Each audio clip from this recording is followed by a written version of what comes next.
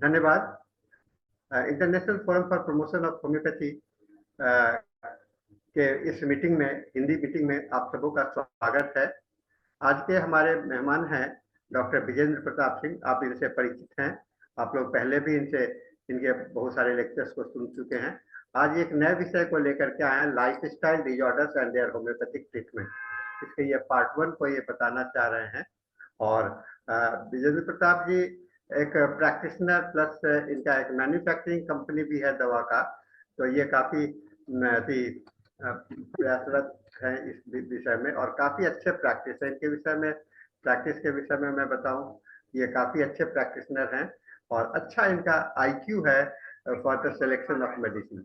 तो इसके साथ में मैं समय चूंकि हो चुका है, हम विजेंद्र जी से रिक्वेस्ट करेंगे कि आप अपना लेक्चर को शुरू कीजिए। Over to you Vijender ji. Thank you sir, thank you very much. आप सभी को बहुत बहुत धन्यवाद। और एक बार मैं सबसे पहले तो धन्यवाद देना चाहता हूं डॉक्टर M.K. सानी सर को, जिन्होंने एक बार फिर मुझे ये मौका दिया है, उनकी पूरी टीम को जो इतना अच्छा काम कर रही है। एक चीज तो मैं इस कार्यक्रम के बारे में कहना चाहूंगा कि जिस प्रकार लोग इससे जुड़ रहे हैं और जिस प्रकार यहाँ पर ज्ञान का आदान प्रदान हो रहा है, निश्चित तौर पर ये होम्योपैथी की ग्रोथ के लिए, एक चिकित्सक की ग्रोथ के लिए और जो स्टूडेंट भी इससे जुड़ते हैं उनकी ग्रोथ के लिए बहुत ही अच्छा है। और भविष्य में मुझे लगता है कि ये कार्यक्रम इतना बड़ा हो जाएगा कि शायद कोई भी व्यक्ति जो कि होम्योपैथिक चिकित्सक है इससे अछूता नहीं रह जाएगा। तो इस कार्यक्रम के लिए ढेर सारी शुभकामनाएं। और एक बार मैं सभी सीनियर्स को भी धन्यवाद देना चाहता हूं कि जो इतना पेशेंसफुली लेक्चर को सुनते हैं और इतना अच्छा प्लेटफॉर्म मिल रहा है अपने ज्ञान को शेयर करने का। दोस्तों, जैसा कि आप अपने स्क्रीन पर देख सकते हैं, लाइफस्टाइल डिसऑर्डर बड़ा ही एक महत्वपूर्ण पॉइंट है और ये इतना बड़ा पॉइंट है कि एक लेक्चर में इसको नहीं बताया जा सकता। इसके लिए कम से कम 20 लेक्चर की आवश्यकता होगी, इसीलिए हमने पार्ट 1 यहाँ पर लिखा हुआ है। दोस्तों, लाइफस्टाइल डिसऑर्डर का मतलब ये होता है कि जो हमारी जीवन शैली है, जो जीवन जीने का तरीका है, जिस तरीके से हम खाते हैं, पीते हैं और जो हमारा रहन सहन का तरीका है, हम एक्सरसाइज करते हैं या सेडेंटरी लाइफ प्ले करते हैं या कौन सा ऑक्यूपेशन है, ये सारी चीजें मिलकर करके एक ऐसे रोग को उत्पन्न कर सकती हैं। अगर इनमें किसी भी तरह की खामी हो, इनमें किसी भी तरह की दिक्कत हो, तो इनकी वजह से ढेर सारी बीमारियां उत्पन्न हो सकती हैं, जिनको लाइफस्टाइल डिसऑर्डर के अंतर्गत हम स्टडी करते हैं। दोस्तों, कई सारी ऐसी बीमारियां हैं जब आप की क्लिनिक में आती हैं, जब आपका उनसे इनकाउंटर होता है तो आप ये सोचते हैं कि हाँ, ये तो ठीक हो जाएगा। लेकिन कुछ बीमारियां ऐसी भी हैं जो अगर अपने शुरुआती स्टेज में आए तो निश्चित तौर पर आप पूरी तरीके से उसको ठीक कर सकते हैं, वो पूरी तरीके से रिवर्सिबल होती हैं। लेकिन कुछ बीमारियां जिनकी बात मैं कर रहा हूं, अगर अपने सेकंड स्टेज में आती हैं या थर्ड स्टेज में आती हैं तो पूरी तरीके से रिवर्सिबिलिटी ये संभव नहीं हो पाती है। तो दोस्तों, सिर्फ होम्योपैथिक औषधियों को देने से काम नहीं चलता, वहां पे हमें मैनेजमेंट भी करने की आवश्यकता होती है, उसके डाइट एंड रेजिमेंट को भी बदलने की आवश्यकता होती है। जैसा कि लाइफस्टाइल है तो लाइफस्टाइल को भी बदलने की आवश्यकता होती है। और ये सारी चीजें मिल करके जब एक साथ उस पेशेंट पर दी जाती हैं, थोपी जाती हैं, तब जाकर के एक डिजायरेबल रिजल्ट हमको देखने को मिलता है। दोस्तों, जैसा कि पहला टॉपिक जिसके बारे में आज हम चर्चा करने जा रहे हैं, osteoarthritis, osteoarthrosis of the knee joint. दोस्तों, ये एक बहुत ही इंपॉर्टेंट टॉपिक है। बहुत सारे मरीज आप अपने क्लिनिक में देखते होंगे जो घुटने का दर्द लेकर के आपके क्लिनिक में आते होंगे, और जब वो आते हैं तो आपके दिमाग में यही रहता है कि कहीं ये एलोपैथिक दवा खा के तो नहीं आ रहा, क्योंकि ज्यादातर मरीज जो है दर्द से छुटकारा पाने के लिए ढेर सारी एलोपैथिक दवाइयों का सेवन करते हैं। दोस्तों, जब ये केस आपके पास आता है तो निश्चित तौर पर शुरुआत में ये आपके क्लिनिक में आ सकता है या लेटर स्टेजेस में आप क्लिनिक में आ सकता है, जब उसके अंदर पैथोलॉजिकल चेंजेस हो जाते हैं, यानी कि जो ज्वाइंट स्पेस है वो रिड्यूस्ड हो जाता है, तब भी वो आपके क्लिनिक में आता है। और ऐसे केसेस में भी आ सकता है जब वो चलने फिरने की स्थिति में नहीं होता और पूरी तरीके से जो ज्वाइंट है वो सड़ चुके होते हैं।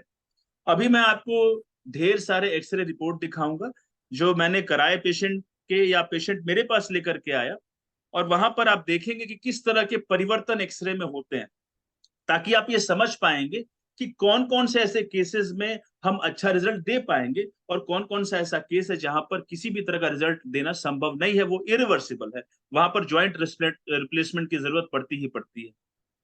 तो अगर आप इस पहले एक्सरे को देखें तो इसमें आप देख पाएंगे कि जो मीडियल साइड है, यानी कि जो फिबुला के अपोजिट वाला साइड है, वहां पर फीमर और टिबिया पूरी तरीके से सटा हुआ है, जबकि जो फिबुला वाला साइड है, जो लेटरल साइड है नी ज्वाइंट का, वहां पर गैप आप देख पा रहे हैं। दोस्तों ज्यादातर केस में 95% केस में आपको यही प्रेजेंटेशन क्लिनिक में देखने को मिलेगा।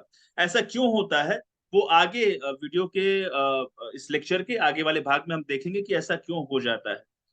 इसके बाद अगर आप इसको देखें, यहां पर भी आप देख पाएंगे कि जो फिबुला वाला साइड है वहां पर फीमर और टिबिया के बीच में गैप दिख रहा है, लेकिन जो मीडियल साइड है वहां पर पूरी तरीके से वो हड्डियां सटी हुई हैं। यहां पर तो दोनों सटी हुई हैं, यहां पर कोई रिवर्सिबिलिटी की संभावना बिल्कुल नहीं। ये भी पूरी तरीके से सट गई है, यहाँ पर भी किसी तरह के इंप्रूवमेंट की उम्मीद हम नहीं कर सकते। Only with the help of medicine कुछ भी संभव नहीं। यहाँ देखिए, यहाँ पर फिर एक बार आप देख पाएंगे कि जो मीडियल साइड है नी ज्वाइंट का, वहां पर फीमर और टिबिया सटे हुए हैं, और जो लेटरल पोर्शन है नी ज्वाइंट का, जो फिबुला वाला साइड है, वहां पर आप ज्वाइंट के बीच में गैप दिखाई दे रहा होगा आपको, फीमर और टिबिया के बीच में। यहां पर भी सेम प्रेजेंटेशन है, आप देख सकते हैं, जो लेटरल साइड है वहां पर गैप है, जो मीडियल साइड है वहां पर हड्डियां पूरी तरीके से चिपकी हुई हैं। यहां पर भी आप सेम प्रेजेंटेशन देख पा रहे हैं, दोनों जोड़ों में, यानी कि राइट नी ज्वाइंट में और लेफ्ट नी ज्वाइंट में, दोनों जगह पर medial side of the knee joint, वहां पर कोई ज्वाइंट स्पेस नहीं है, बल्कि लेटरल साइड में, फिबुला के साइड में है। यहां पर भी सेम प्रेजेंटेशन आपको देखने को मिल रहा होगा, यहां पर भी सेम प्रेजेंटेशन है। यहां पर भी आप देख पा रहे हैं कि मीडियल साइड की हड्डी पूरी तरीके से चिपक गई है, लेकिन लेटरल साइड की हड्डी चिपकी नहीं है। Similar presentation. दोस्तों यही प्रेजेंटेशन लेकर के 95% केसेस में मरीज आपके पास आएगा, जब पैथोलॉजिकल चेंजेस डेवलप हो चुके होते हैं, जब ऑस्टियोफाइट्स यानी कि छोटी छोटी हड्डियां बढ़ जाती हैं, और जब ज्वाइंट स्पेस रिड्यूस्ड हो जाता है, खासतौर पे मीडियल साइड ऑफ द नी का। यहां पर भी देखिए, ये तो पूरी तरीके से चिपक गया है। तो दोस्तों जितने भी एक्सरे मैंने आपको अपनी क्लिनिक के दिखाए, इन सभी में आपने देखा कि ज्वाइंट स्पेस पूरी तरीके से रिड्यूस्ड हो गया था। लेकिन क्या शुरुआत ऐसे ही होती है? क्या शुरू में ही ज्वाइंट स्पेस चिपक जाते हैं? ऐसा नहीं होता है।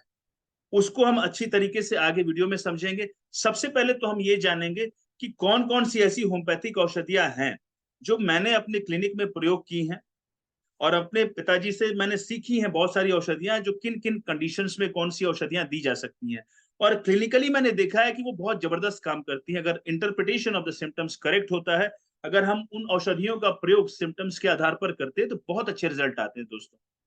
दोस्तों जब भी पेशेंट आपके क्लिनिक में आता है, सबसे पहले तो वो एक चीज आपसे जरूर बोलता होगा कि डॉक्टर साहब, जब भी मैं चलता हूं तो घुटना चमक जाता है। चमकने का मतलब ये हो सकता है कि डिसलोकेशन ऑफ द पटेला, या subluxation of the joint, partial subluxation आप कह सकते हैं, या अगर ये ज्वाइंट है तो ऐसा लगेगा कि ये छटक गया, ऐसा लगता है कि ये हिल गया अपने जगह से। इस तरीके का सेंसेशन मरीज को होता है, और बहुत ही एक्सक्विजिट पेन उसको होता है, बहुत ज्यादा दर्द होता है।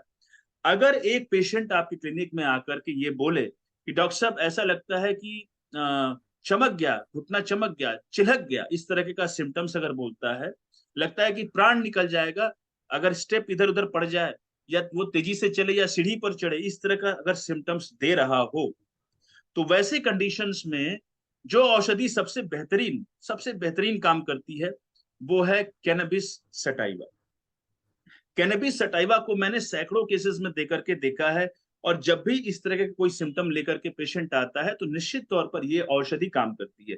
अगर इसके लिटरेचर में आप जाएं, इसके लिटरेचर में लिखा है कि dislocation of the patella while going upstairs, सीढ़ी पर चढ़ने पे पटेला डिसलोकेट हो जाता है। उस कंडीशन में ही नहीं, किसी भी कंडीशन में अगर डिसलोकेशन हो, या डिसलोकेशन जैसा महसूस हो, या स्टिचिंग टाइप ऑफ पेन, या चिलकने जैसा दर्द हो या चमकने जैसा दर्द हो मरीज को, वैसे कंडीशन में आप इस औषधि को जरूर याद रखें। ये निश्चित तौर पर बहुत ही जबरदस्त काम करती है।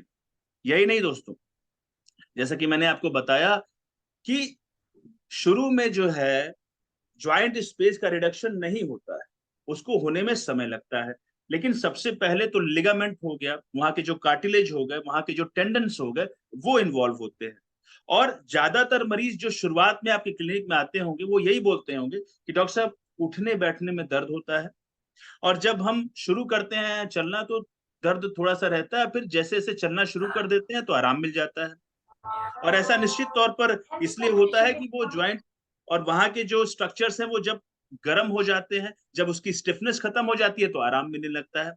निश्चित तौर पर शुरुआत में जो लिगामेंट्स हैं, जो उसका सपोर्टिंग स्ट्रक्चर होता है ज्वाइंट का, वही इन्वॉल्व होता है। निश्चित तौर पर हमारा जो वेट है, हमारा जो खान पान है, ओबेसिटी है, सेडेंटरी लाइफ है, यही सारी चीजें हमारे उस लिगामेंट को, वहां के कार्टिलेज को, वहां के टेंडन को स्टिफ बना देती है। और स्टिफनेस होने की वजह से जब हम अचानक से कोई मूवमेंट करते हैं, सीढ़ी से अचानक उतर गए या झटके से कहीं पर पैर आगे बढ़ा दिया, तो वो जो ज्वाइंट होते हैं उसमें स्प्रेन आ सकता है, उन ज्वाइंट में पार्शियल टियर आ सकता है, वो ज्वाइंट धीरे धीरे वीक हो सकते हैं। और इसी वजह से शुरुआत के सिम्टम्स यही होते हैं कि जब वो चलने फिरने लगता है और जब वो वहां के जो सपोर्टिंग स्ट्रक्चर्स हैं, जब वो थोड़ा गर्म हो जाते हैं, स्टिफनेस खत्म हो जाती है तो आराम मिल जाता है। फिर वो सोता है, फिर उठता है, तो सेम कंडीशन उसकी बार बार आने लगती है। दोस्तों ऐसी कंडीशंस निश्चित तौर पर आप सभी को पता है, आप सब प्रैक्टिस करते हैं, सब स्कॉलर्स हैं। रस्टक्स एक बहुत ही अच्छी औषधि है, लेकिन मैंने अपनी क्लिनिक में पाया कि रस्टक्स हायर पोटेंसी में ज्यादा बेहतरीन काम करती है। यही नहीं, अगर जैसा आपने देखा उसमें लिखा भी है कि कार्टिलेज लिगामेंट या टेंडन की इंजरी हो रही है, ज्वाइंट की इंजरी हो रही है, तो इंजरी जहां पे है वहां आर्निका को आप भूल नहीं सकते। लेकिन एक्यूट कंडीशन में आर्निका को हाई पोटेंसी में देना होगा, और क्रोनिक कंडीशन में आर्निका लोअर पोटेंसी ज्यादा बेहतर काम करेगी। रूटा जी भी कार्टिलेज हो या फिर टेंडन हो या लिगामेंट हो, वहां पर उसका एक्शन है। एक औषधि जो आप नीचे देख सकते हैं वो कैसिया सोफेरा, जबरदस्त दवा है। इसके सिम्टम्स सिमिलर होते हैं जैसा कि सिम्टम्स आपको रस्टक्स में देखने को मिलते हैं, यानी कि first motion aggravation then amelioration, Cassia sophera का भी सिम्टम्स है। और ये औषधि भी बहुत ही जबरदस्त काम करती है जब इस तरह के सिम्टम्स आपको देखने को मिलते हैं। तो दोस्तों शुरुआत में यही मिलेगा आपको, जब उसके लिगामेंट्स, उसके टेंडन्स, उसके कार्टिलेज इन्वॉल्व होंगे। अभी ज्वाइंट स्पेस में कोई रिडक्शन नहीं आता है। अगर हम यहाँ सचेत हो जाते हैं, उसके लाइफस्टाइल को बदलते हैं, तो बहुत ही अच्छे परिणाम देखने को मिलते हैं। दोस्तों क्या कोई ऐसी औषधि है जिसको हम नी पेन के सभी केसेस में दे सकते हैं? ये औषधि जो आप अपने स्क्रीन पर देख रहे हैं, ऑस्टियोआर्थराइटिस नोसोड, उसके सामने 12 लिखा हुआ है, यानी कि 12 पोटेंसी में। दोस्तों ये औषधि मेरी क्लिनिकल प्रैक्टिस में एक नई औषधि है। इसको मैंने लगभग 1-1.5 साल से प्रयोग करना शुरू किया है, और विश्वास करें ये ऐसी औषधि है कि जो भी रिजल्ट आपको नी ज्वाइंट में मिलता होगा पेन में, ये उसमें थोड़ा सा इनहैंसमेंट लेकर के आएगी, थोड़ी सी और इंप्रूवमेंट लेकर के आएगी, और बेहतरीन रिजल्ट ये लेकर के आती है। ऑस्टियोआर्थराइटिस बहुत सारे पावर में हमने प्रयोग करके देखा है, हाई पोटेंसी में भी देखा है, लोअर पोटेंसी में भी देखा है, लेकिन ये जो मेरा अनुभव है उस आधार पर ये 12 पोटेंसी में ज्यादा बेहतर काम करती है। 200 में उतना अच्छा नहीं काम करती, लेकिन 12 पोटेंसी में बेहतर काम करती है। इसके डोज की अगर चर्चा करें तो इसको यूजुअली मैं ओडी यानी कि रोज एक बार देता हूं, और जब से मैंने इसको देना शुरू किया है मुझे लगता है कि थोड़ा और अच्छा रिजल्ट मुझे मिलने लगा है। इसके साथ साथ अगर घुटनों में स्वेलिंग, ये बहुत ही एक इंपॉर्टेंट सिम्टम है, मुझे बहुत भी ही आ रही है, अच्छी दवा है। अगर एक व्यक्ति के घुटने में सूजन है, दर्द है, और अगर ट्यूबरकुलस हिस्ट्री आपको मिले, यानी कि अगर उसके हिस्ट्री में ट्यूबरकुलोसिस मिले, अगर उसको ट्यूबरकुलोसिस मिले, या फिर उसको बार बार ठंड लगने की समस्या दिखाई दे रही हो, वैसे कंडीशन में अगर घुटनों में सूजन हो जाती है, बहुत ज्यादा एक्सक्विजिट पेन होता है, तो ड्रोसेरा 1M ये एक ऐसी औषधि है जो एक मार्वलस रिजल्ट आपके सामने रखेगी दोस्तों। अगर स्वेलिंग के साथ पेन हो और ट्यूबरकुलस हिस्ट्री हो, वहां पर ये मेडिसिन इंडिकेटेड होगी। इसी पोटेंसी में आप देंगे तो आपको बेहतर रिजल्ट देखने को मिलेगा। लेकिन क्या हो, अगर सूजन हो लेकिन दर्द ना हो, घुटने बहुत मोटे मोटे दिख रहे हैं, बता रहे हैं कि डॉक्टर साहब मेरा घुटना एकदम सूज गया है, लेकिन कोई दर्द नहीं है। वैसे कंडीशन में साइलिशिया 30 और आर्निका 200 इस पोटेंसी में जब इन दवाओं को दिया जाता है फ्रिक्वेंटली, तो ये सूजन को बहुत तेजी से कम करती है। वहां पर दर्द नहीं है, सिर्फ सूजन है, तब इन औषधियों का प्रयोग आप कर सकते हैं। इसके साथ साथ आप देख रहे हैं कि कुछ ग्रुप ऑफ ट्रेडिशनल मेडिसिन हैं जो नी पेन में दी जाती हैं। आप सब अपने क्लिनिक में फाइटोलक्का का प्रयोग करते होंगे। जब पेनफुल जॉइंट होता है, जब मोशन एग्रावेशन होता है, थोड़ा सा वेट ज्यादा होता है, वहां पर आप इस औषधि को दे करके देख सकते हैं। मेलिलोटस एक ऐसी दवा है, मेलिलोटस अल्बा, जो कि ऑस्टियोआर्थराइटिस की, ऑस्टियोआर्थरोसिस की एक स्पेसिफाइड मेडिसिन। कहीं पर भी अगर कंजेशन है, वहां पर मेलिलोटस अल्बा का इंडिकेशन होता है। कंजेशन दूर करती है और वहां पर घुटने में आराम देती है। नेट्रम फॉस भी एक ट्रेडिशनल दवा है, लेकिन नेट्रम फॉस सिर्फ घुटने के अगले हिस्से में नहीं, जबकि ये पॉप्लिटियल फोसा के पेन में भी बड़ा अच्छा काम करती है।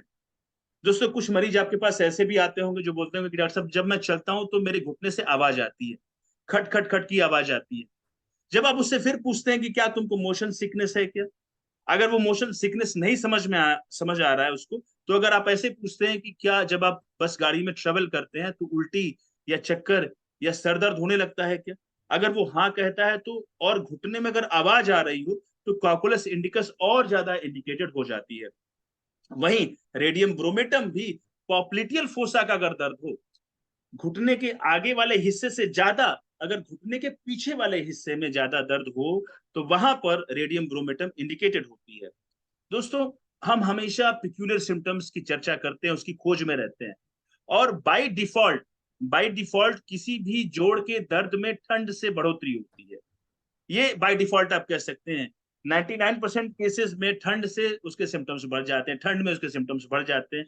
लेकिन अगर ठंड से आराम मिलता है, ये आप सब जानते हैं, ठंडे पानी में पैर रखना चाहता हो तो निश्चित तौर पर वहां लीडम पाल इंडिकेटेड होती है। और गल्थेरिया एक पॉपुलर मेडिसिन है, इन्फ्लेमेशन है ज्वाइंट में, साइनोवाइटिस है ज्वाइंट में, अगर वहां पर इन्फ्लेमेशन है, सूजन है और एक्सक्विजिट पेन है, वहां पर गल्थेरिया भी इंडिकेटेड होती है। लेकिन क्या घुटने का दर्द सिर्फ इन्हीं दवाओं तक समाप्त हो जाता है क्या? नहीं, और भी औषधियां हैं। जैसा मैंने अभी पिछले आप स्क्रीन पे बताया, पिछले वाले जो हमारा स्लाइड था उसमें हमने दिखाया कि पॉप्लिटियल फोसा का अगर दर्द हो, वहां पे अगर सूजन हो, और कई बार पॉप्लिटियल फोसा में सिस्ट का निर्माण हो जाता है ऑस्टियोआर्थरोसिस ऑफ द नी में, वैसे कंडीशन में रेडियम ब्रोमेटम और नेट्रम फास, ये दो औषधियां सबसे बेहतरीन काम करती हैं। दोस्तों, प्रैक्टिकली इन औषधियों को जब मैंने प्रयोग किया, तो कई सारे केसेस में प्रयोग करने के बाद जो रिजल्ट्स आते हैं, उससे एक कॉन्फिडेंस आता है कि हाँ, इन औषधियों को इस कंडीशन में दे करके देखा जा सकता है। जैसा आपने देखा कि मैंने बहुत सारे अपने क्लिनिक के रिपोर्ट्स दिखाए नी ज्वाइंट के, तो नी ज्वाइंट के केसेस बहुत सारे, और उस पे अगर आप एक्सपेरिमेंटेशन करते हैं तो बहुत ही अच्छे रिजल्ट्स आपको देखने को मिलते हैं, और बहुत ही नई नई दवाएं आप सीख सकते हैं। दोस्तों, ये देखिए, यूरिक एसिड डाइथेसिस, शौचालय के अगर पास एक पेशेंट को यूरिक एसिड डाइथेसिस का अगर एक मरीज होता है, वहां पर फॉर्मिका रूफा, एसिड बेंजोइक और डल्का मारा, ये तीन औषधियां बहुत ही जबरदस्त अल्टरनेट अगर इनका प्रयोग किया जाए, तीनों औषधियां एक दूसरे को कॉम्प्लीमेंट करती हैं। तीनों औषधियों का एक्टिव प्रिंसिपल आप एक ही पाएंगे।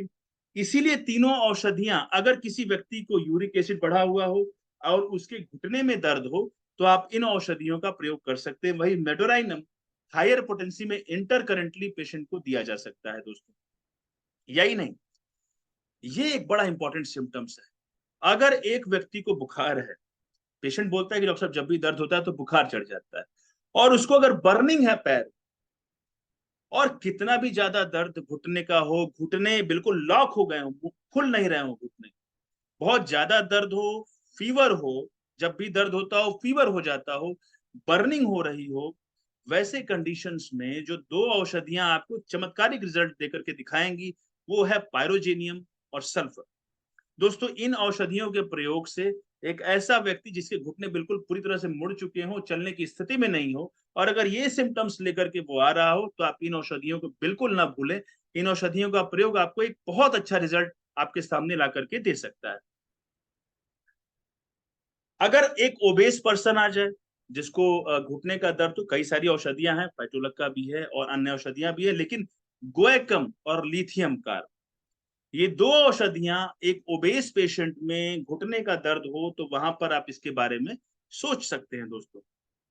इसके अलावा जैसे मैंने आपसे कहा, हमेशा मैं कहता हूं कि लाइफस्टाइल डिसऑर्डर के अंतर्गत हम आज का जो लेक्चर है उसको सुन रहे हैं, तो लाइफस्टाइल को बिना ठीक किए हम किसी भी बहुत अच्छे रिजल्ट की उम्मीद नहीं कर सकते, तब जब ज्वाइंट स्पेस रिडक्शन हो चुका है।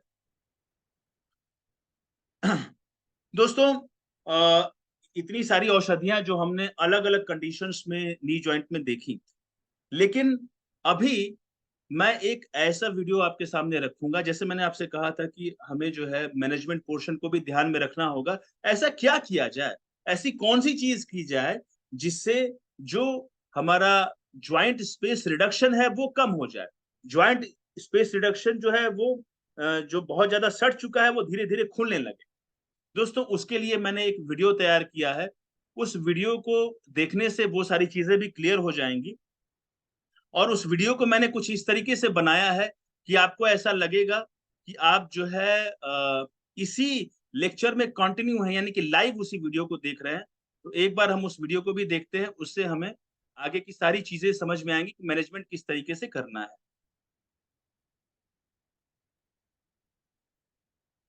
देखें दोस्तों, जैसा कि मैंने आपको अपने वीडियो में बताया इससे पहले, जो मैं लेक्चर अभी दे रहा था आपको, उसमें मैंने बताया कि ऑस्टियोआर्थ्रोसिस एक बहुत आम समस्या होते चली जा रही है। और घुटने जो हैं, अगर आप उनके रोगियों की संख्या की बात करें तो लगातार इनकी संख्या बढ़ती चली जा रही है। और निश्चित तौर पर इसमें जो हमारा रहन सहन है, जो हमारा रहने का तरीका है, जो हमारी सेडेंटरी लाइफ है, आराम तलब जीवन है, और इसके साथ साथ जो हमारा बढ़ता हुआ वजन है, हमारा अनियंत्रित खान पान है, कहीं ना कहीं यही सारी चीजें जो हैं हमें घुटने के रोग की तरफ ले जा रही हैं। दोस्तों, घुटने के रोग को अगर ठीक करना है तो औषधियों के साथ साथ हमें मैनेजमेंट पोर्शन पे भी बहुत ज्यादा ध्यान देने की आवश्यकता है। और यही कारण है कि इस वीडियो को मैंने शूट किया है और आज अभी आप उसको देख रहे हैं। दोस्तों, सबसे पहले तो हमें ये जानना होगा कि घुटने का आकार प्रकार कैसा होता है, उसका सपोर्ट सिस्टम क्या होता है, तभी हम ये समझ पाएंगे कि घुटने कैसे खराब होते हैं। और सबसे बड़ी चीज कि जब ज्वाइंट स्पेस का रिडक्शन हो जाता है, आपने कई सारे एक्सरे में भी देखा, जो मैंने आपको दिखाया कि ज्वाइंट स्पेस जो है वो मीडियल साइड में कम हो जा रहा था, तो वैसी अवस्था में हम कैसे मैनेजमेंट करके उसको ठीक कर सकते हैं, और अगर ठीक नहीं कर सकते तो थोड़ा बहुत कैसे उसको हम वापस से अपनी अवस्था में लेकर के आ सकते हैं। ये सब हम सबसे पहले जब हम ज्वाइंट को जान जाएंगे तो हमें फिर बाद में वो समझ में ज्यादा आएगा। तो दोस्तों, अगर हम नी ज्वाइंट की बात करें तो आप सब जानते हैं कि ये एक बहुत ही इंपॉर्टेंट ज्वाइंट है हमारे शरीर का, जो पूरे बॉडी का वेट कैरी करता है अपने ऊपर, और इसीलिए इसे खराब होने की संभावना ज्यादा रहती है अगर थोड़ी भी लापरवाही बरती जाए तो। दोस्तों, ये तो एक नॉर्मल स्ट्रक्चर हो गया, जहां पर फीमर, टीबिया और फिबुला, लेटरल साइड में फिबुला और यहाँ पे टीबिया और ये फीमर। लेकिन इसके सपोर्ट सिस्टम की बात करें तो यहां पर जो है lateral cruciate ligament, medial cruciate ligament, ये एंटीरियर क्रूशिएट लिगामेंट और ये पोस्टीरियर क्रूशिएट लिगामेंट, इसके साथ साथ मेनिस्कस, इसके साथ साथ जो कार्टिलेज का सपोर्ट है, और एक ऊपर पटेला। तो ये सारी चीजें हमारे इस ज्वाइंट को कंप्लीट बनाती हैं।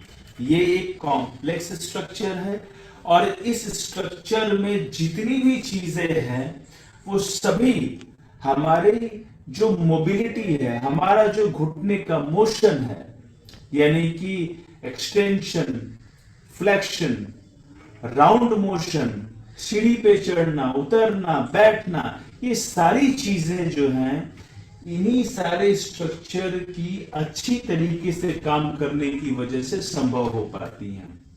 और जब इनमें ही दिक्कत आती है तो ऑस्टियोआर्थ्रोसिस नाम का रोग जो है वो हो जाता है।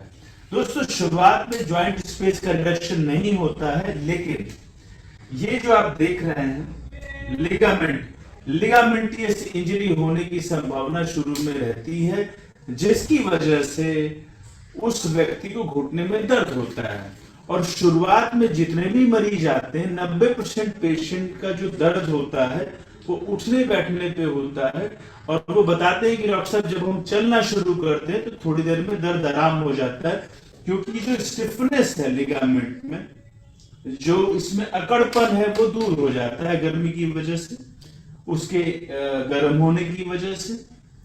तो शुरुआत तो ऐसे ही होती है दोस्तों, लेकिन लिगामेंट जो है इसका क्लियर करना बहुत आवश्यक है। और जितनी भी मैंने चीजें बताई कि अपने घुटने को मोशन में रखना, एक्सरसाइज करना, वेट का रिडक्शन करना और खान पान में नियंत्रण करना, सेडेंटरी हैबिट से दूर जाना, ये सारी चीजें जो है बहुत जरूरी है अगर हम घुटने को स्वस्थ बनाना चाहते हैं तो। और अगर लिगामेंट की बात करें तो हमारे पास ढेर सारी औषधियां भी हैं, जो मैंने अभी आपको वीडियो के अपने लेक्चर की शुरुआत में आपको बताई हैं। वो सारी औषधियों के बारे में मैंने चर्चा भी की कि रस्टक्स है, कैसिया सोफेरा है, रूटा जी है, आर्निका मोंटाना, ये सारी औषधियां उपलब्ध हैं होम्योपैथी में, चाहे हम इस घुटने के किसी भी स्ट्रक्चर की बात क्यों न कर लें। लेकिन दोस्तों, एक कंडीशन, जब घुटने जो ज्वाइंट है उसका स्पेस रिडक्शन हो जाता है, खासतौर पे मीडियल साइड में, यानी कि अगर हम राइट नी की बात करते हैं, दाहिने घुटने की बात करते हैं,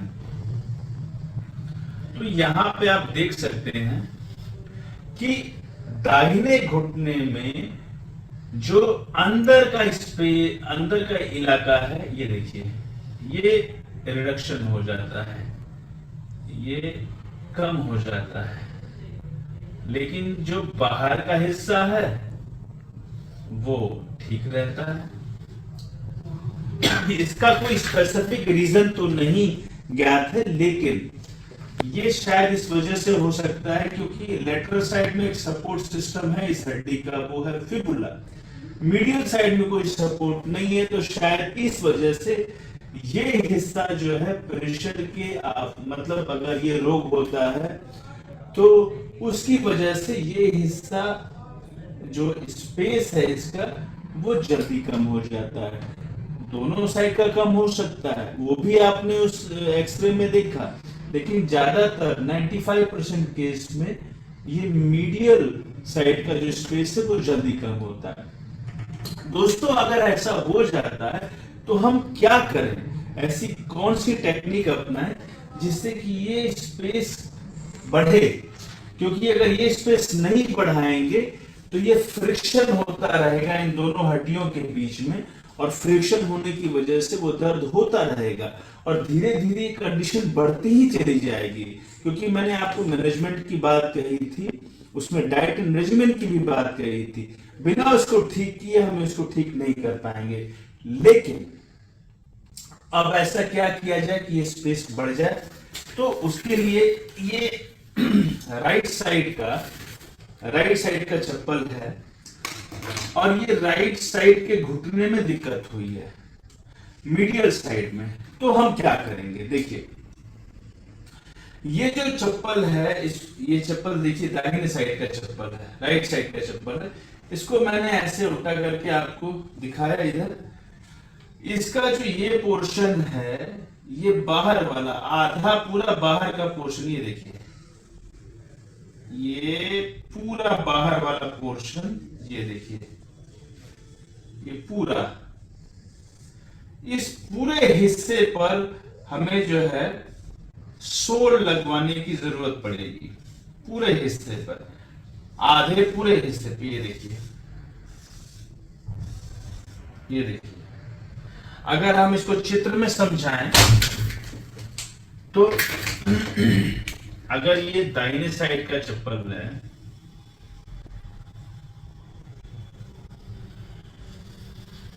देखिए, तो इसके पूरे लेटरल पोर्शन में, बाहर वाले पोर्शन में हमें सोल लगवाना होगा, बाकी जो मीडियल आधा पोर्शन है उसको छोड़ देना होगा। ये देखिए, सोल जो है वो हमें 3 mm का लगवाना होगा, 3 mm to 4 mm, 3 mm से 4 mm का एक सोल लगवाना होगा। उसको लगवाने से क्या परिवर्तन होगा, ये देखिए, ये जो है हमारा दाहिना घुटने का जो ज्वाइंट है वो है, और ये नॉर्मल घुटना है, ये नॉर्मल स्पेस है, देखिए। लेकिन इस बीमारी में ये मीडियल साइड का ये कम हो गया, मीडियल साइड का कम हो गया। तो करना क्या है कि जब लेटरल साइड में, बाहर के साइड में चप्पल पे जब हम सोल लगाएंगे, तो चप्पल जो है, अगर ये चप्पल है तो सोल लगाने से वो चप्पल का जो, अगर ऐसे चप्पल दिखा रहा हूं, ये देखिए, अगर ऐसे दिखा रहे हैं तो बाहर साइड में लगाने की वजह से चप्पल जो है ऐसे हो जाएगा, ये देखिए, इस तरीके से, ये देखिए, ऐसे हो जाएगा। मतलब ऐसे था, यहां पर हमने 3 mm का सोल लगा दिया, तो ये कुछ इस तरीके से हो जाएगा जब हम खड़े होंगे। तो इसका मतलब ये हुआ कि ये जो ज्वाइंट स्पेस रिडक्शन हो गया था, तो बाहर के साइड में सोल लगाने की वजह से, ऐसे होने की वजह से पैर जो है अंदर की तरफ मुड़ेगा, अंदर की तरफ मुड़ेगा। तो जब अंदर की तरफ मुड़ेगा तो ये ऐसे होगा, ये देखिए, ऐसे होगा। तो जब ये अंदर की तरफ मुड़ेगा, अंदर की तरफ मुड़ेगा, तो ऑटोमेटिकली ये जो हिस्सा है जो कम हो गया था, इसका स्पेस, वो ऑटोमेटिकली बढ़ना शुरू हो जाएगा।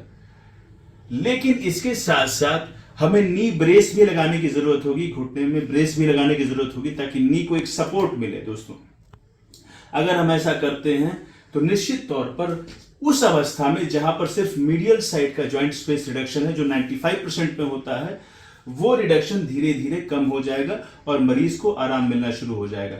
दोस्तों, अगर ये कंडीशन बहुत ज्यादा होगी, लेकिन सिर्फ मीडियल साइड का है ज्वाइंट स्पेस रिडक्शन है, वैसी अवस्था में बता रहा हूं, अगर ये कंडीशन ज्यादा होगी, उस कंडीशन में भी हम बहुत अच्छा आराम दे सकते हैं और मरीज की सर्जरी को काफी दिन तक, हम काफी साल तक टाल सकते हैं। दोस्तों, तो मैनेजमेंट और उसके साथ होम्योपैथिक औषधियों का निर्माण, उसके साथ साथ वेट रिडक्शन और एक्सरसाइज के माध्यम से निश्चित तौर पर ऑस्टियोआर्थराइटिस, ऑस्टियोआर्थरोसिस ऑफ द नी को काफी हद तक ठीक किया जा सकता है।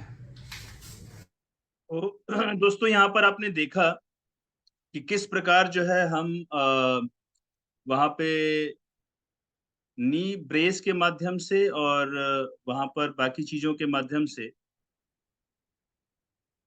कैसे इसको पूरी तरीके से ठीक कर सकते हैं।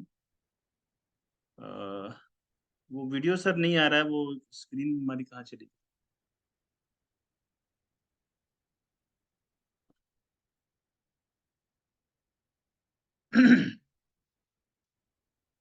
एक मिनट।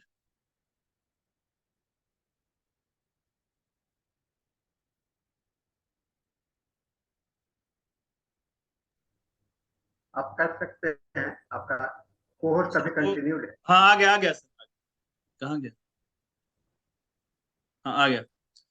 तो आपने देखा कि किस प्रकार होम्योपैथिक औषधियों के प्रयोग से, और जैसा मैंने आपको बताया कि वो जो चप्पल पे आपने देखा कि जो लेटरल पोर्शन है, पूरा का पूरा आधा लेटरल पोर्शन पे 3 mm की सोल हम अगर लगाते हैं, तो पैर जो है थोड़ा सा अंदर की तरफ आएगा, और अंदर की तरफ आने की वजह से जो मीडियल साइड का जो ज्वाइंट स्पेस रिडक्शन है वो थोड़ा सा कम हो जाता है, वो स्पेस बढ़ने लगता है, जिसकी वजह से पेशेंट को काफी ज्यादा आराम मिलता है।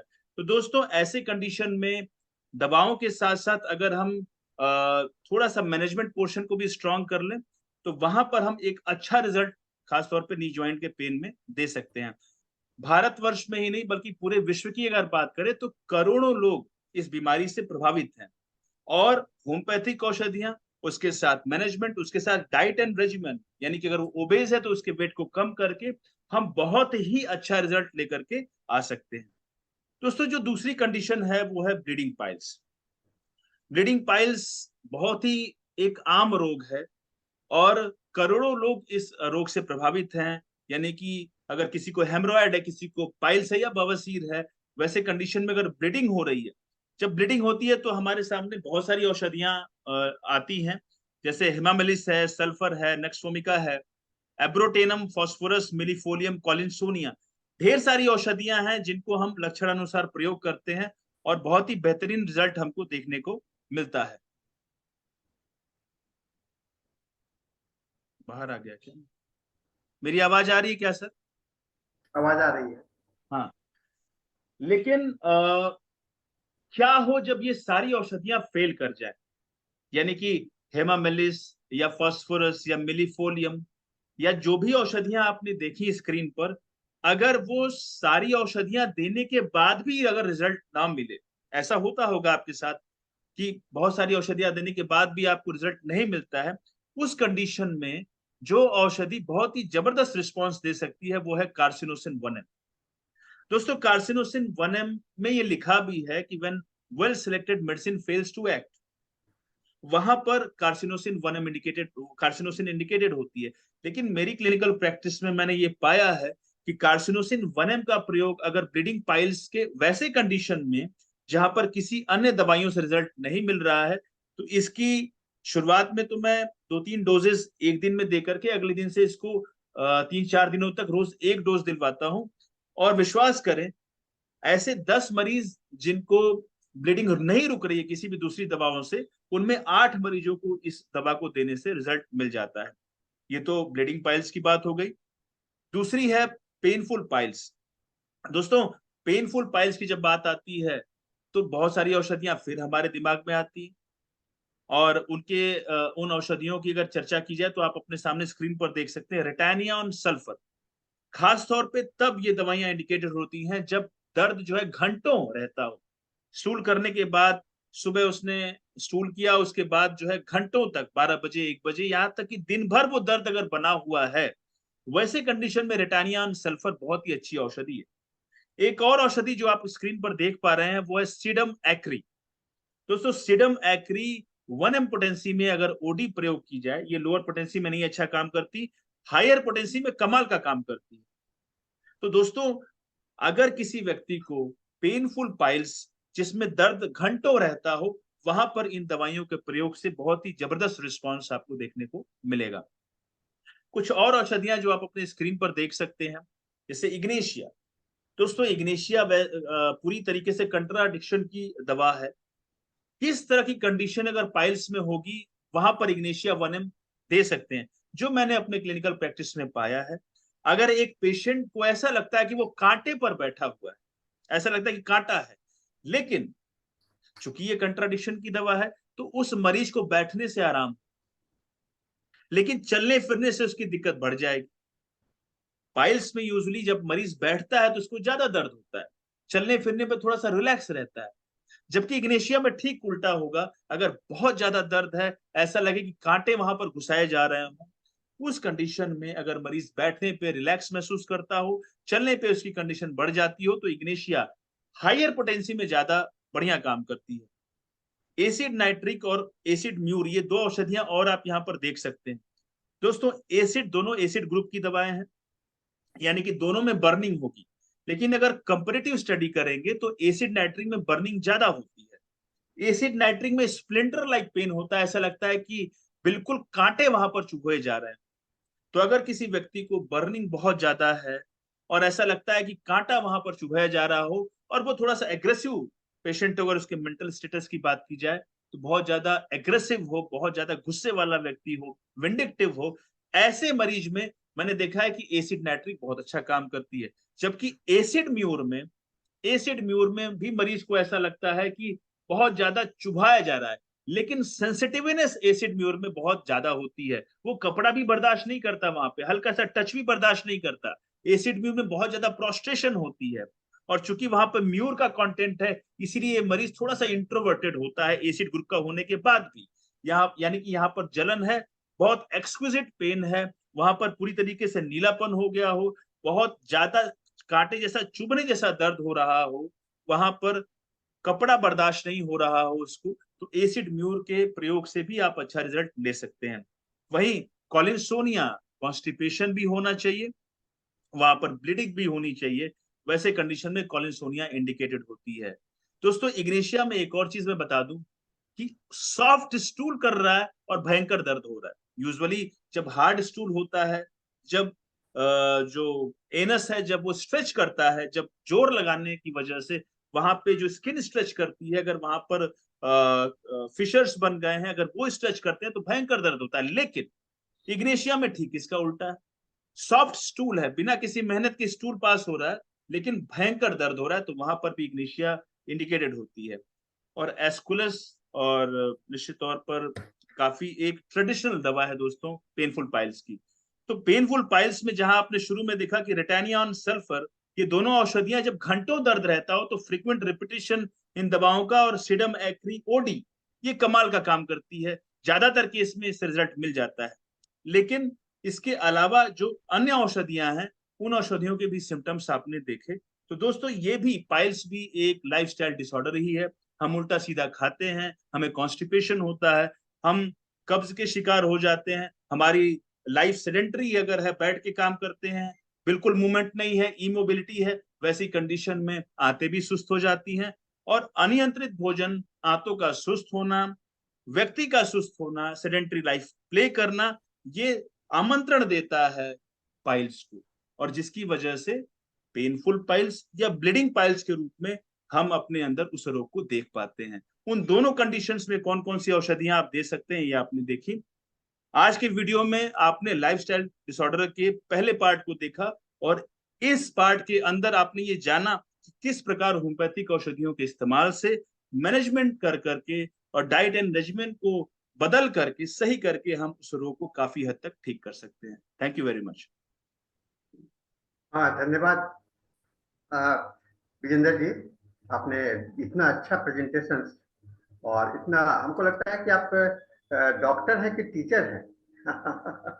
दोनों है, दोनों है हैं ना, सर। डॉक्टर और टीचर, क्योंकि मैं आपको देखा हूँ, आप कॉलेज में भी स्टूडेंट लोग को पढ़ाया करते थे। मैं तो आपको बहुत स्टूडेंट लाइफ से मैं आपका देख रहा हूँ, हॉस्टल में बच्चों लोगों को पढ़ाना ये आपका शौक रहा है, और पढ़ाने का स्टाइल भी काफी अच्छा है। और जो जितने लोग रहे हैं सब आपको काफी याद करते हैं, और जिन्होंने ये देखा है। इन्हीं के पास में अगर कोई सवाल है, क्योंकि हमारे पास में समय भी है, तो आप सवाल कर सकते हैं। एनीवन हो, कोई आप टाइप करके बोलिए, क्योंकि लिखने ये बोलने में एक मैसेज है कि स्क्रीन शेयर नहीं हो रहा है। स्क्रीन शेयर सर एक पता नहीं एक क्वेश्चन है, आप चैट बॉक्स में देख लीजिएगा। Approach of gynecomastia in children। Gynaecomastia, मेरी आवाज आ रही है सर? आवाज आ रही है। सर गायनिकोमेस्टिया यूजुअली मैं बता दूं, अगर ये प्यूबर्टी एज में होता है तो ये 85% केस में सेल्फ लिमिटिंग डिसऑर्डर है, यानी कि अपने आप ठीक हो जाने वाला रोग है। प्यूबर्टी में अचानक से हार्मोनल एक बहुत बड़ा एक तूफान आता है, शरीर के अंदर परिवर्तन होते हैं, उसकी वजह से जो ब्रेस्ट का एनलार्जमेंट हो जाता है, पुरुषों में भी वो फीमेल लाइक ब्रेस्ट दिखने लगते हैं। लेकिन 85% केस में वो धीरे धीरे अपने आप ठीक हो जाता है। बाकी अगर उसके बाद गायनिकोमेस्टिया आता है तो वो थोड़ा सा डिफिकल्ट होता है क्योर करना। लेकिन जो क्लिनिकल प्रैक्टिस में मैंने पाया है, पल्साटिला 10M, पल्साटिला 10M हर 5वें दिन मैं इसको यूज करता हूं। और मैं ये नहीं कहूंगा कि बहुत सारे केसेस में, क्योंकि मैंने शुरू से ही ये मैंने माना है कि सच बोलना ज्यादा जरूरी। तो ऐसे 2 से 3 केसेस मैंने देखे जो प्यूबर्टी के बाद वाले गायनिकोमेस्टिया के केसेस थे, वहां पर मैंने काफी अच्छा रिजल्ट पाया पल्साटिला 10M के प्रयोग से हर 5वें दिन।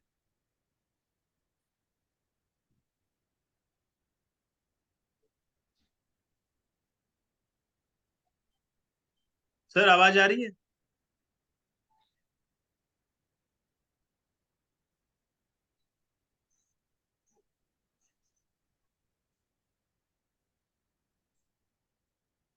Yes, yes. आवाज आ रही है. I ma'am think. वो आंसर सुनाई दिया कि नहीं वो? Yeah. We heard that. दिया आवाज जी. I think Sahani sir. He made me as a host, so he cannot open. I think.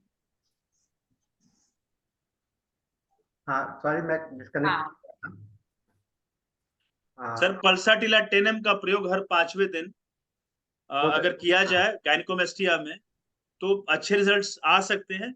लेकिन मैं एक बात ये भी बता दूं कि प्यूबर्टी की एज में ये सेल्फ लिमिटिंग डिसऑर्डर होता है. अगर 15 साल के पहले ये डेवलप हुआ है तो बहुत सारे केसेस में ये अपने आप भी ठीक हो जाता है. लेकिन उसके बाद अगर ये केस परसिस्ट करता है, अगर उसके बाद ये होता है प्यूबर्टी के बाद, तो वहां पर ऐसे 2 या 3 केसेस में मैंने पाया है कि पल्साटिला टेनम हर 5वें दिन अगर इसका प्रयोग किया जाए तो कुछ डिजायरेबल रिजल्ट हमको देखने को मिलता है. Thank you. Doctor Hariharan. Sir, can you hear me? Yes, sir. You are audible, sir. Okay, you are a born teacher, doctor, and really congratulating you. You are a born teacher. Thank you. Thank you. Very good class. Very good Sir, class. I have watched him as a student, and when he was living in the college hostel, he used to teach our students, the junior students. So right from the student life, he is a teacher. Okay. Doctor, you said about the gynecomastia for pulsatility tendon. That is a wonderful remedy. I am also having the experience. But I will give along with that lac humanum 10 1 dose intracurrently. You will get fine result. Repeat the medicine, sir, please.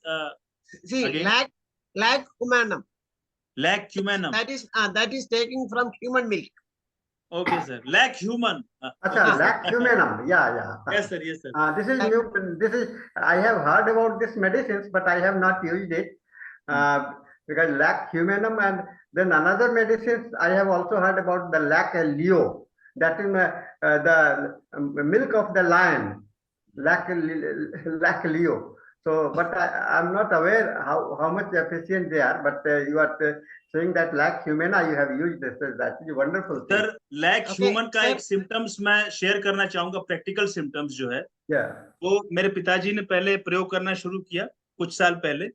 अगर एक बच्चा, उसको माँ का दूध नहीं पच रहा है, शुरुआत जैसे ही पैदा हुआ उसके बाद उसको उल्टी लैटरिंग हो रही है अगर, और वो किसी दवा से नहीं रुक रही है, वो लैक ह्यूमन से सर रुक जाएगी. लोअर पोटेंसी में अगर 6 पोटेंसी में लैक ह्यूमन का प्रयोग किया जाए तो एक ऐसा बच्चा जो पैदा होते ही लैटरिंग हो रही है, उल्टी हो रही है, वैसे कंडीशन में अगर कारण हो उसका माँ का मिल्क, जब दूध पी रहा है तो वो कभी भी आराम नहीं हो पा रहा है, वहां पर लैक ह्यूमन से आराम मिल जाता है सर 6 पावर में अगर प्रयोग किया जाए. जैसा कि अभी आपने बताया ऑस्टियोआर्थराइटिस नोसोड्स, तो मैं समझता हूं कि लैक ह्यूमेना भी एक नोसोड्स के ही जैसा होगा, है ना, हम लोगों के लिए. लैक ह्यूमन सर सारकोड में आ जाएगा. सारकोड्स होगा क्योंकि ये हेल्दी प्रोडक्ट है, तो ये सारकोड्स ग्रुप का होगा. बहुत अच्छा आपने ये देखिए, ये लॉजिकल अंडरस्टैंडिंग होम्योपैथी के लिए बहुत बड़ा जरूरी है सर. और एनिमेनियन अप्रोच में सबसे बड़ा बात होता है ये कितना लॉजिकल आप करते हो. तो लॉजिकली अंडरस्टैंडिंग के लिए हम लोग को है. और डॉक्टर हैनीमैन कहा rational medicine. Homeopathy is not a things that कि आप गए और ऐसे दवा चुन लिए. It is rationality. आपने कितना अच्छा जोड़ करके, तो इस अप्रोच में हम लोग होम्योपैथी को बहुत अच्छा से इस्तेमाल कर सकते हैं. सर एक चीज डॉक्टर हरिहरन सर ने वो लैक ह्यूमन के बारे में बताया था. मैं सर उनसे बस यही जानना चाह रहा था कि उसको कैसे देना है, उसका डोज क्या होगा 1 ml. Sir, he wanted to know about the dose. Sir, yeah, usually I am giving 10 m potency 1 dose. 10 m 1 dose, sir. 1 dose. And when we have to repeat? See, now really I will not repeat again. I will give the pulsatilla along only with 1 dose. Only 1 dose I will give. That it is preparing. See, St. George Pharmacy is preparing that medicine from Mangalore. Okay, thank you, sir. Thank you. St. George Pharmacy, they are preparing. मैं बता दूं, ये programme जो है तो क्योंकि इन्होंने part 1 कहा है, तो ये फिर हम लोग इनका अगला प्रोग्राम में फिर हम लोग पार्ट 2 आएंगे, पार्ट 3 आएंगे, और इनका प्रोग्राम हम लोग हमेशा लेते रहेंगे। और एक चीज है कि डॉक्टर विजेंद्र जी हमेशा इस बात से रहे हैं और इनके भीतर में एक जिज्ञासा रहा पढ़ाने का बहुत बड़ा ये है। तो ये हम लोग का किसी भी, मैं जब भी बोलता हूँ कि विजेंद्र जी आज हम लोग को लेक्चर लेना है तो ये तुरंत तैयार हो जाते हैं। हमारे इंग्लिश सेशन में भी इनका ये प्रेजेंटेशन फिक्स किया हुआ है इस महीने में, और जनवरी में फिर इनका एक प्रेजेंटेशन हम लोग आएगा। इन्होंने एक देखिए बहुत अच्छा रिमार्क्स है, आपको व्हाट्सएप चैट बॉक्स में देखिए, पार्ट 1 to 100 आपसे डिमांड है कि आप 100 लेक्चर दीजिए ना, 100 लेक्चर दीजिए। एक देखिए इतना बड़ा कॉम्प्लीमेंट्स है, तो इसके साथ में बहुत अच्छा आती लगा आपका, और आते रहिए इस तरह का। और हमारे पास में अब कोई समय भी नहीं है, तो अंजनी जी आ चुकी हैं, although we started late Anjani ji, so we have to close down, and a wonderful speaker from the Hong Kong is there today. आप सभी लोग साथियों से निवेदन होगा कि आप इनके लेक्चर्स को भी सुनिए इंग्लिश सेशन में हांगकांग में। और हम लोग बिना समय व्यतीत करते हुए इस सेशन को समाप्त करते हैं, और सभी को ये निवेदन करते हैं कि हांगकांग के इस हुआंग वी लिंग इनका लेक्चर को आप सुनिए। ये हम लोग के विदेशी मेहमान है। इस तरह से हम लोगों ने इंग्लिश सेशन में, क्योंकि हिंदी सेशन में विदेशी मेहमान नहीं आ सकते हैं, हम लोग नेपाल और पाकिस्तान से लाने का कोशिश करते हैं, लेकिन हिंदी सेशन में, इंग्लिश सेशन में हमारे बहुत सारे, अभी आपने हाल में ब्राजील के लियोनी जी का, मैडम लियोनी का लेक्चर आपने सुना होगा, इसको सुनते रहिए, हम लोग के साथ में जुड़े रहिए। तो थैंक यू ऑल, और blessings to doctor Vijender Singh, and the program is handed over to Anjani ji. I have made you the co-host, but now I am not able to make the change because I was disconnected, and so I cannot do anything now. And now Dr. Vijendra Pratap is the host. Doctor Vijender ji, Yeah. आपका host बने हुए, आप madam को, अंजनी जी को आप host बना दीजिए। Okay. Shall I start the English session? Thank you, sir. हाँ, Thank you. start. Thank you. And Dr. Vijendra Pratap, you have to come to English session. Sir? Just a moment, madam. Okay. Vijendra जी, आप अभी आपको जो हमारा line cut गया था, तो आपको होस्ट में आपका कन्वर्ट कर दिया है। आप अंजनी जी को होस्ट बना दीजिए। वो कैसे होगा सर? आप यहाँ पर पार्टिसिपेंट्स में जाइए जी, और वहां पर देखिएगा आपका नाम के बगल में होस्ट लिखा हुआ है, थ्री डॉट्स होगा, हाँ, 3 डॉट, और आप अंजनी जी के पास में जाइएगा, वहां पर 3 डॉट्स है, उसको क्लिक कीजिए, और क्लिक करेंगे तो वहां पर आपको आएगा होस्ट, तो चेंज हो जाएगा। यहाँ पे क्लिक करके फिर क्या दबाना है sir? Sir, please click on my camera so you can see mute and 3 dots. Click that 3 dot को dots. क्लिक कीजिए जी।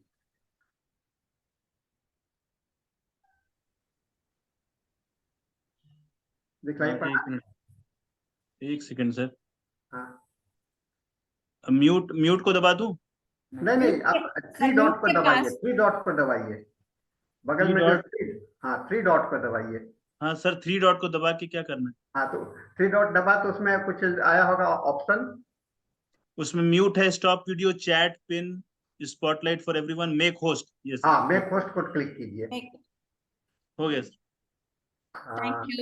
Thank you, Dr. Vijendra Pratap. And Thank you, ma'am. हाँ, हो गया, चलिए। Thank you, ma'am. now our guest is waiting for waiting for long time. Now it is the time for the English session. Let's start our session with a silent prayer.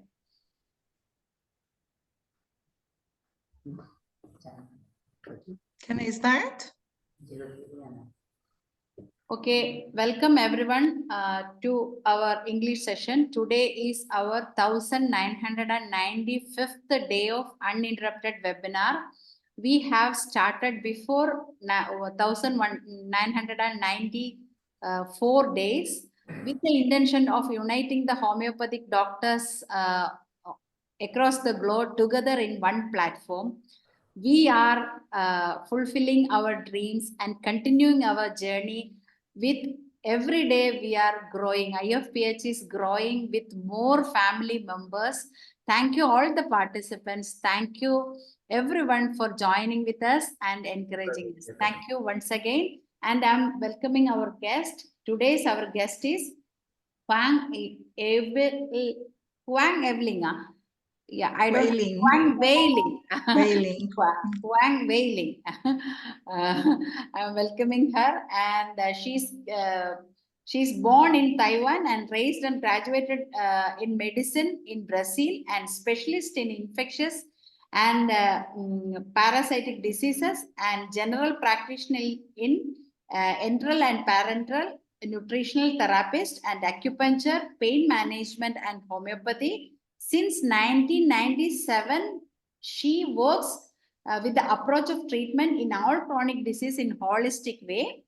And she is the author of Theory of Constitutional Homeopathy of 5 elements based on traditional Chinese medicine, and author of more than 230 publications about the treatment of variety of diseases in rebalancing the internal energy. And she's acupuncturist and homeopathy. She's practicing homeopathy, and she's all in all. So we are thankful to you to get as a speaker. I'm welcoming Dr. HUANG Wailing. Okay, thank you for introducing me. Oh, can you allow me to share the screen? Yeah, of course. Sorry.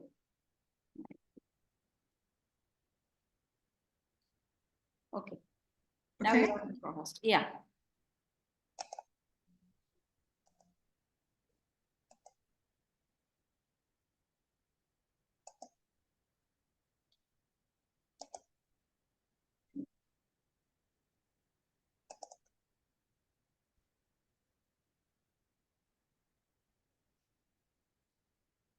Can you see the data show?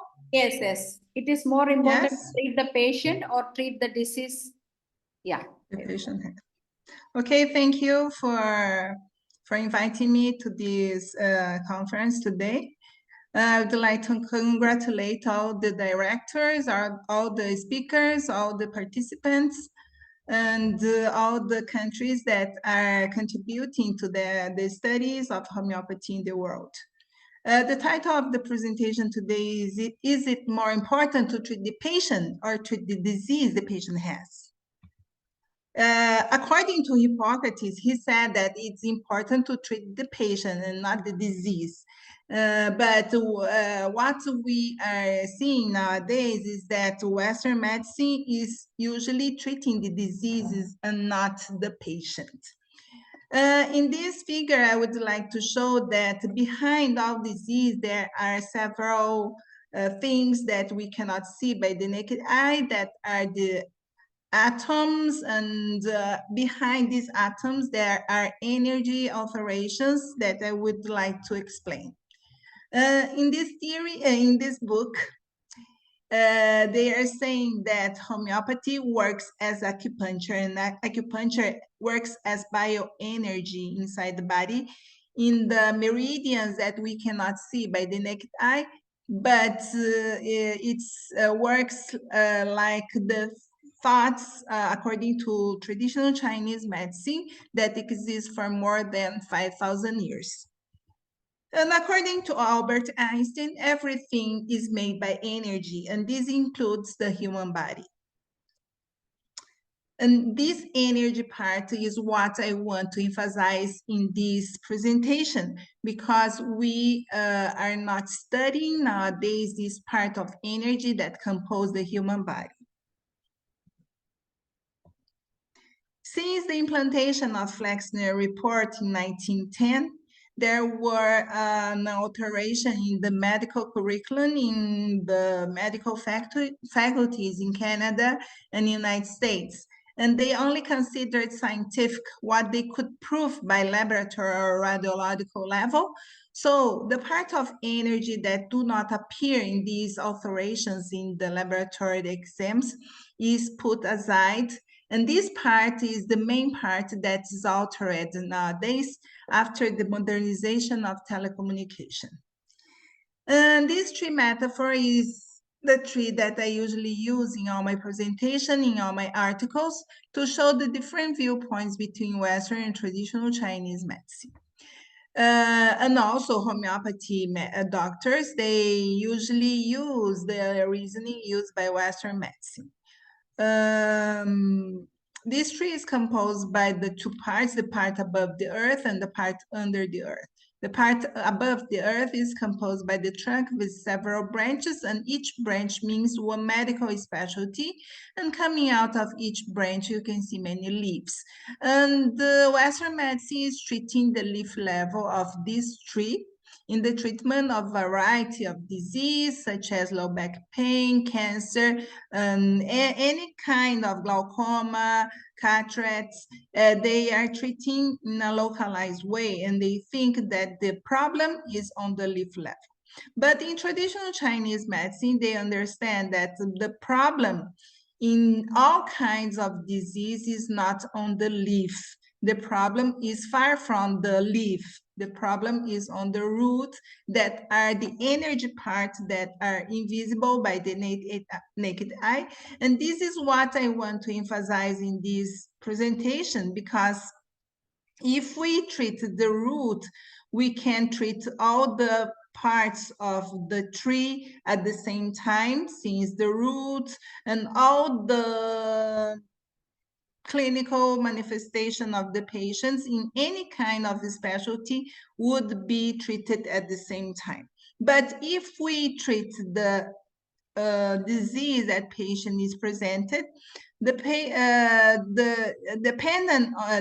on the type of medication that you are using to treat this disease in the leaf level, you can harm even more the energy alterations presented in this root.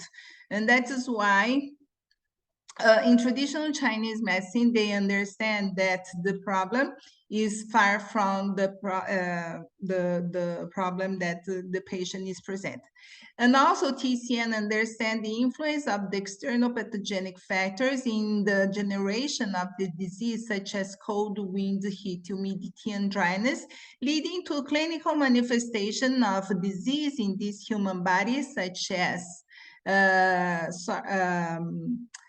sore throat and pneumonia and the flu-like symptoms. All of these diseases are usually caused by this invasion of these external pathogenic factors that we are not taking into account in the reasoning of formation of this disease. And that is why we cannot orientate the patient adequately to prevent the acquisition of this disease. In the root of this tree, there are two theories that are the yin and yang theory and the 5-element theory that I will explain to you. And this is what is composing the human body. And this is only the symptoms presented by the energy alterations presented in this root.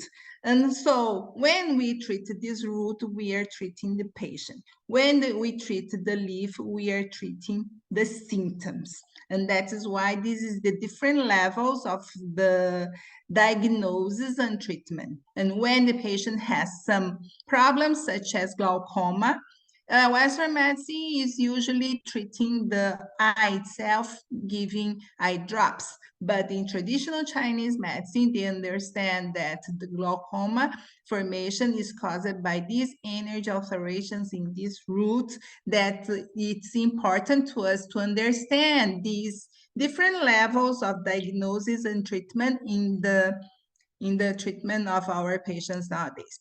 And the first theory is the yin and yang theory. Yin and yang is symbolized by this figure. This is yang, this is yin. They need to be in harmony and equilibrium. And all treatments in all kinds of disease need to achieve this equilibrium between these two forces. And this is what we aim in all kinds of treatment, because when the patient has some disease, he is having some disequilibrium between these two forces. When the patient has indeficiency, the patient usually has hot sensations, such as women in menopause, and they have hot hands and hot feet and usually have irritability, anxiety, and not only patient in menopause has this yin deficiency, but patients with any kind of diabetes has these yin energy alterations in this root of these trees, such as diabetes type 1, type 2, gestational diabetes, and patients with diabetes caused by the ingestion of medications such as corticosteroids, they also have these yin energy alterations. And that is why this is very important to us to understand what is happening in the root of this tree, to understand which kind of medication we need to use to achieve this yin energy balance again, to cure the patient and not to treat only the symptoms. When the patient has yin deficiency, the patient usually have cold hands, cold feet. They usually feel cold, even it's hot weather. And they usually have urinary incontinence, liquid retention, obesity due to this liquid retention. They can have urine, bladder or rectal prolapse or womb prolapse. And to treat this condition, of all these clinical manifestations generated by this energy deficiency, we need to treat, orientate the patient adequately to eat more, to avoid raw foods, because all these food can reduce even more this young energy deficiency, and using all tools. And usually I give lachesis to treat this in energy deficiency, and to treat young deficiency, you can use causticum. And this is the cornerstone of the treatment in traditional Chinese medicine that we need to understand, because this is very important in all kinds of treatments, in patients with diabetes, in patients with stroke, myocardial infarction, because the life of our patient and the life of us depends on these four energies, yin, yang, qi, and blood. Yin and yang is produced by the kidney, and qi is distributed by the liver and lung, and blood is produced by the spleen. And the flow of the blood inside the blood vessel is made by the energy of the heart. And in a research that I did in my clinic in Brazil, analyzing 1,000 patients, energy of these 5 internal organs, I concluded that 90% of all my patients, independent on the age group, independent on the type of diagnosis, they do not have energy in all these 5 organs, in the kidney, in the lungs and liver, and in the spleen, or in the heart. This is very, this is another kind of immunodeficiency that we are facing nowadays.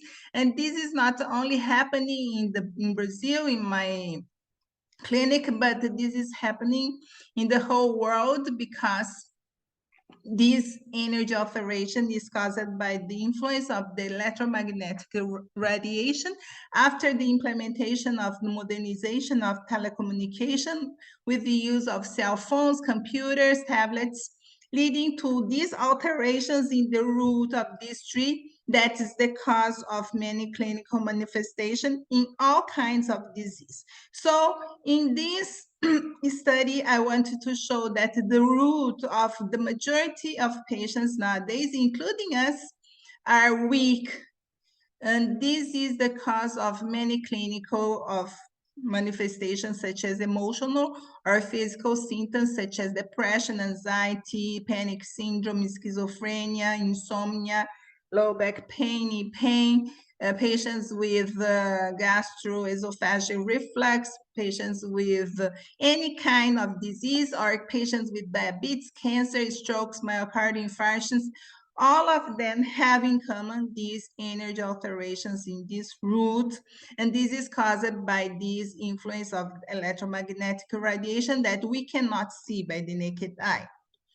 So when the patient has some energy deficiencies between these 4 forces, when the patient has yin deficiency, the patient can have hot flashes, or yang deficiency, they can have hot flashes and cold feet, and they have both yin and yang energy deficiency. Qi deficiencies, the patient has abnormal sweating during the day, and blood deficiency is when the patient has constipation. They do not go to the bathroom every day. They do not have daily bowel movement. And this is characterized that the patient are having some energy alterations in this root. And in this situation, there is a formation of internal fire in the root that is responsible for the clinical manifestation of any kind of disease in any kind of specialty. For example, indeficiency and formation of internal fire is responsible for diabetes formation, or any kind of cancer nowadays has these energy alterations in this root and formation of internal fire. Patients with any kind of infection, such as community or hospital infection, they also have energy deficiency in this root and formation of this internal fire that is leading to clinical manifestation of infections in the leaf level. But if we treat this root adequately, rebalancing this internal energy and taking out this root, using tools, we can use homeopathy, but we need to associate orientations of dietary aspects to do not imbalance these for energies and replenish the energy of these organs using homeopathy. We need to use only homeopathy in this new type of population that we are having nowadays, because homeopathy is the medication of choice to be used in this new type of population that we are having nowadays, due to the Anschutz law that was created in 1888 by 2 German researchers. They are saying that the use of any kind of high concentrate medication will reduce even more the vital energy of this patient, and the use of homeopathy, high diluted medication, will increase this energy. And this is the result that we want to treat in our patients nowadays, because they are all in the lowest level of energy, independent on the type of diagnosis, independent on the age group. And this is the research that I did in my clinic in Brazil, showing that the majority of the population, independent of the age and independent of the type of diagnosis, they are having no energy. 1 is no energy, 8 is the normal level.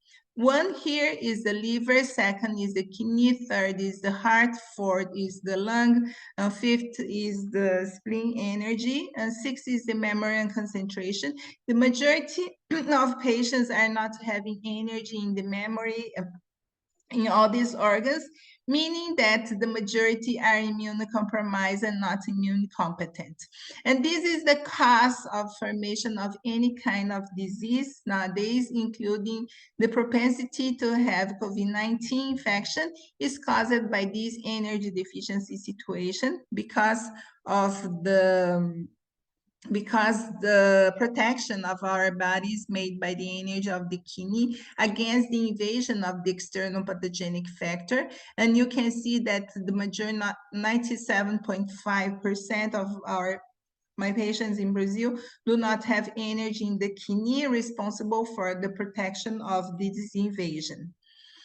And the majority of populations nowadays, if we measure the energy in these organs today in 2023, I can say that 100% of my patients are in this level of energy. And I measure the energy of some doctors in the last LMHI that happened in Colombia, Bogota, in October. And all of them that I measured were in this situation also.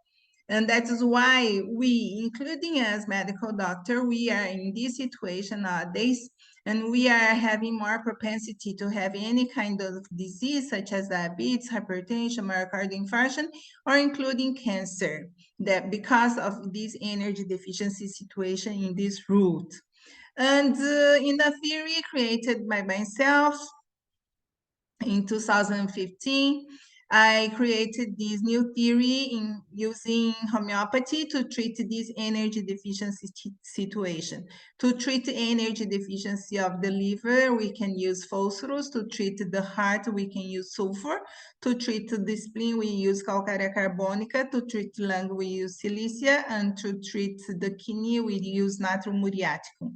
These 5 homeopathy medications should be used for the majority of population, independent on the type of diagnosis, independent on the age group, because the majority are in this energy deficiency situation in these organs. That is the cause of the formation of the majority of disease nowadays. And if we use homeopathy medication to treat the leaf level, we can still use, but we need to be aware that we are facing another kind of immune deficiency nowadays that needs to be treated in this route using these 5 homeopathy medications. You can include these 5 homeopathy medication in the same bottle and give the medication daily for the entire life of the patient. And this is the 5 homeopathy medication, but we can put all the 5 in the same bottle. All this reasoning began in 2006 when I treated one specific patient that I want to tell you his history to you to understand why we need to treat the patient or treat the disease the patient has. He was a 70-year-old male patient that complaining pain in the legs, and he was using anti-inflammatory medication to treat his symptom that was pain in the legs. But he was not improving his symptom using this kind of treatment. And he went to my clinic. Instead, I treat his symptom.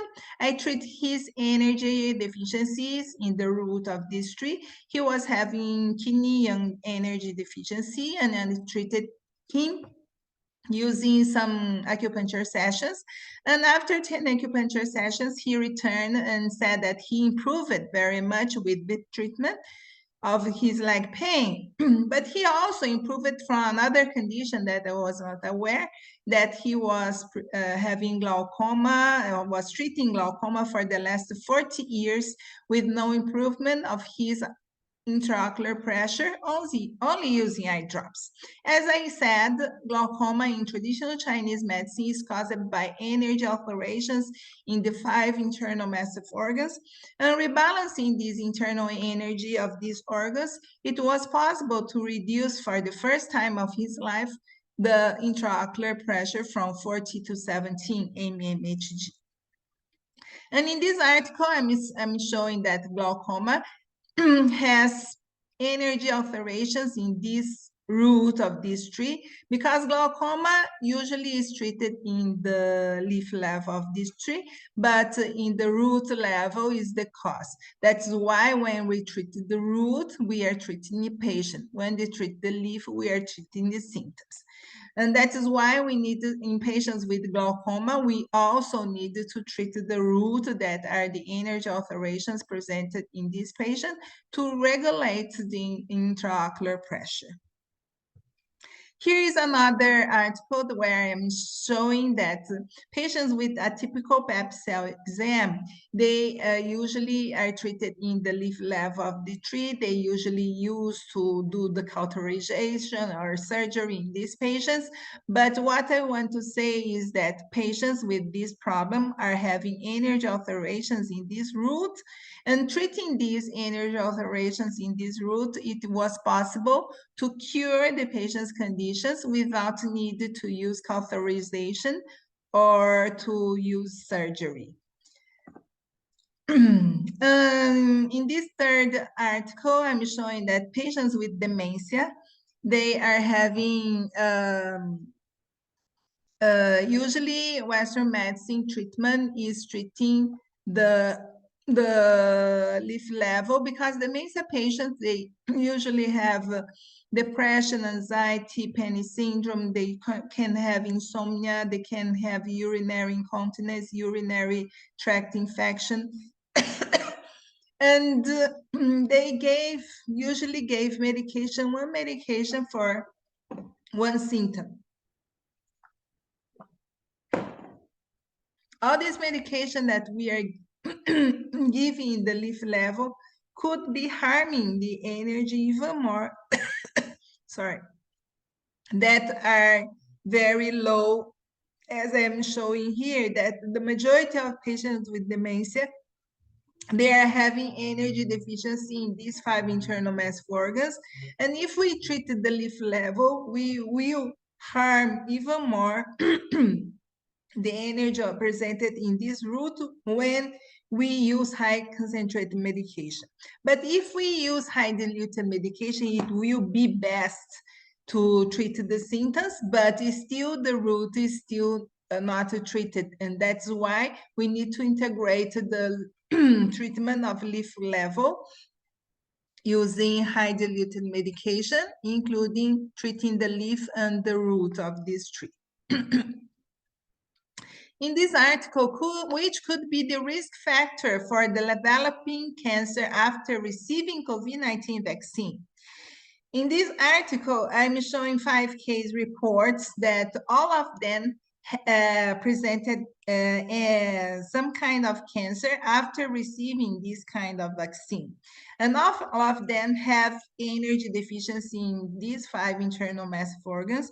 And what I want to say is that when we treat this condition, treating the root, changing the dietary aspects, replenishing these energy of these organs using these medications, high diluted medication, we can reduce or cure the patients with cancer after giving the COVID-19 vaccine. But when we treat the patient only treating the cancer itself without using treating the root of this tree, the treatment using chemotherapy or surgery or radiotherapy will harm even more the energy deficiency situation, and the patient would worse or even would die because of this type of treatment. And that's why any type of cancer treatment we needed to, if the patient is suffering cancer, and using chemotherapy, we needed to treat the energy alteration presented in this root that are usually not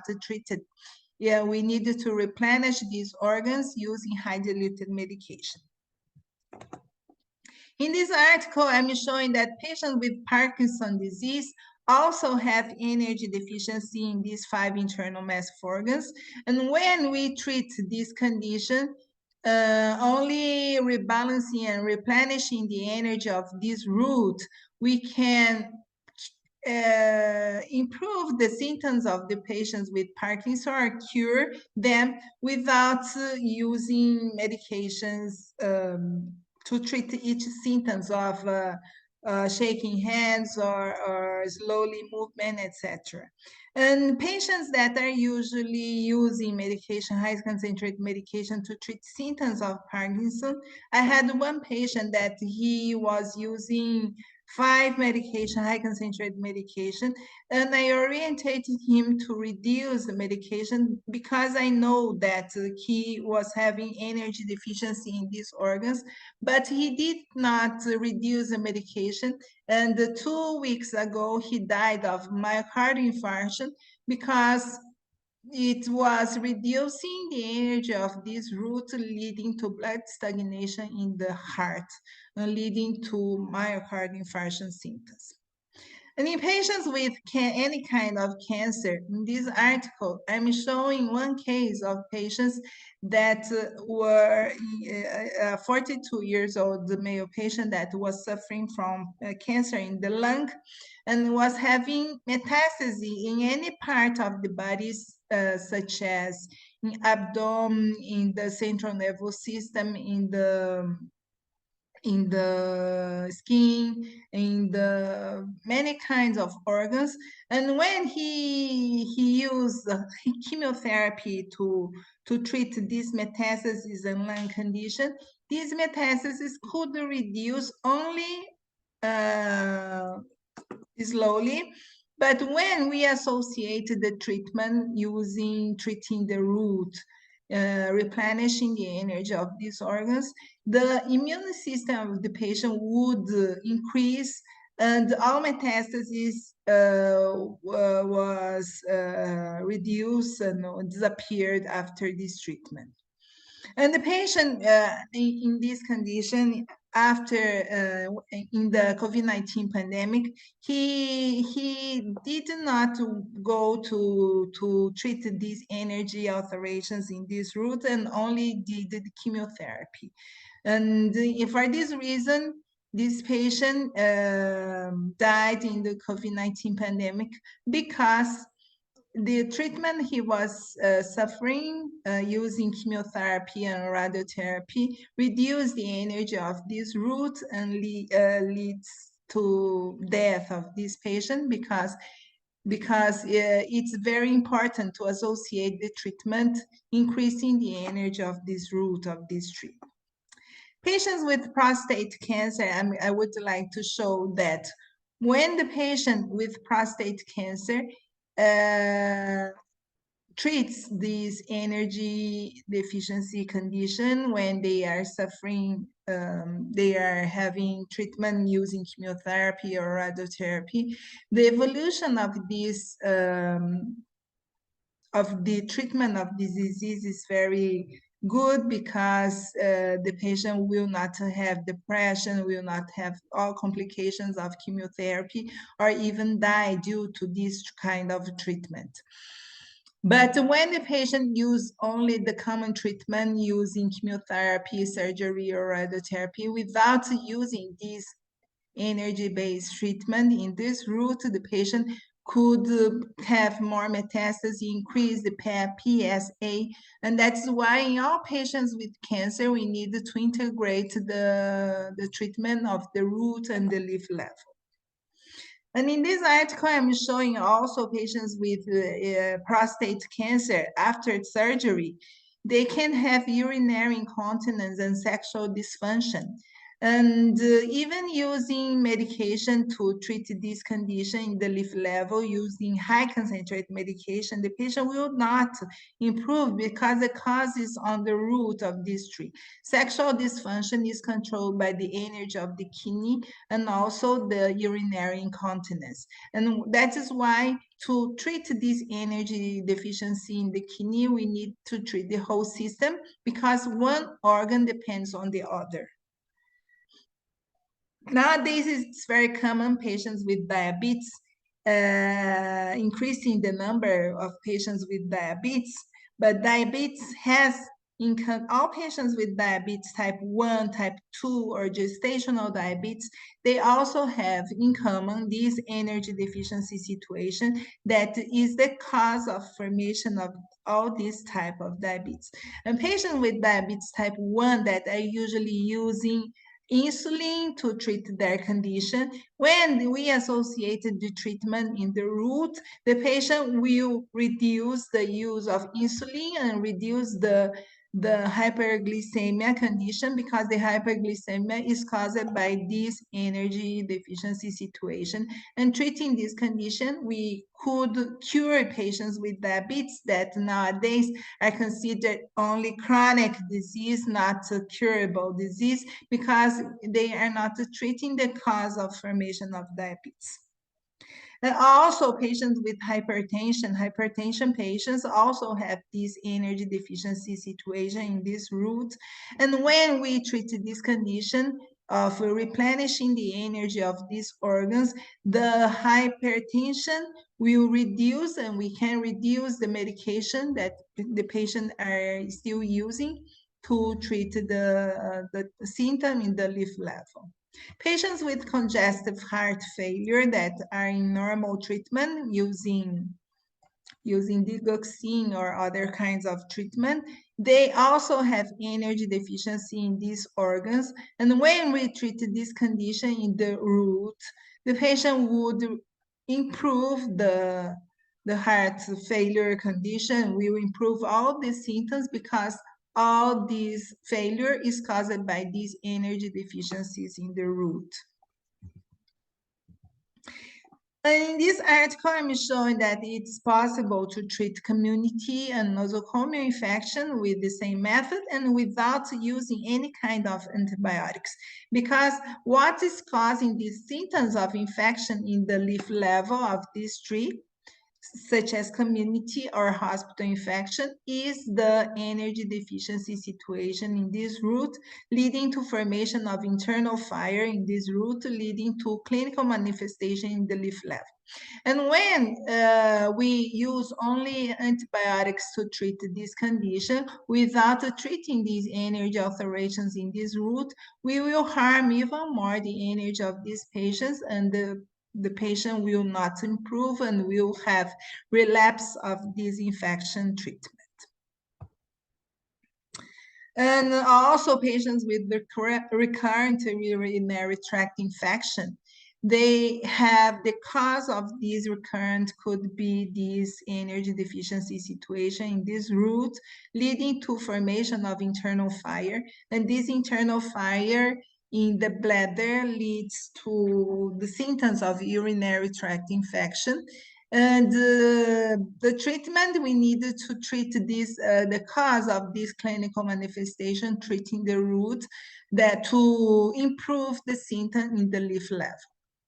And in this new global immune deficiency, I wrote this article showing that as the majority of patients nowadays are in this energy deficiency situation, we will need to use these 5 homeopathy medication to increase the energy of these 5 internal massive organs to improve the immune system of our patients, and to reduce the formation of diabetes, cancer, or hypertension, myocardial infarction, and to increase the immune system. And this is another article showing the clinical characteristics of children in this new global immune deficiency, showing that the children with this energy deficiency in these 3 could have any clinical manifestation, such as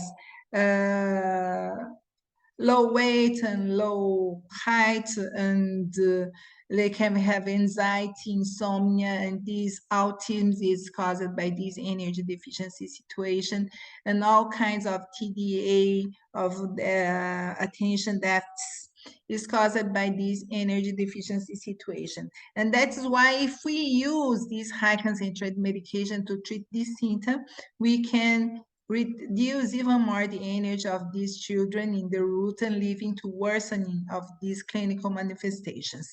And that's why that I said homeopathy is the medication of choice to be used in this new population with this new type of immune deficiency. And adults with this new considered immune suppressed due to this energy deficiency situation, they could have any kind of symptoms such as seizure, dizziness, they can have insomnia, hypertension, anxiety, depression, panic syndrome, they can have diabetes, myocardial infarction, autoimmune disease, they can have any kind of cancer. This increase percentage of patients that are having cancer nowadays is caused by this energy deficiency situation with low immunity, and that's worsening with this type of vaccines that we are using that are considered high concentrated vaccine, that is leading to worsening of the immune system of our patients. And the aim of the treatment nowadays is to increase the energy of all these organs to increase the immune system of our patients. According to Hippocrates, he said that it's more important to treat the person, that's the root, and not the disease the patient has. Because if we treat only the disease, the root will not be treated adequately, and is still, in this situation, is still immunocompromised. And that's why we still having more chance to having cancer, diabetes, etc. And to understand this subject to treat the patient or to treat the disease, we need to integrate the knowledge of homeopathy made by Samuel Hahnemann with the knowledge of traditional Chinese medicine in this metaphor of yin and yang.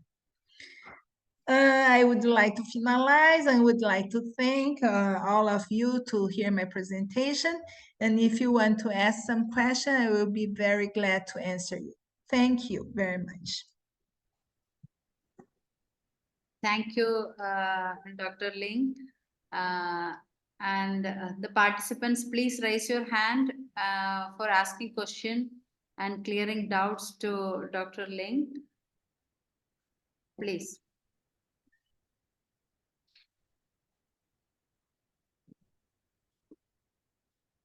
Yes?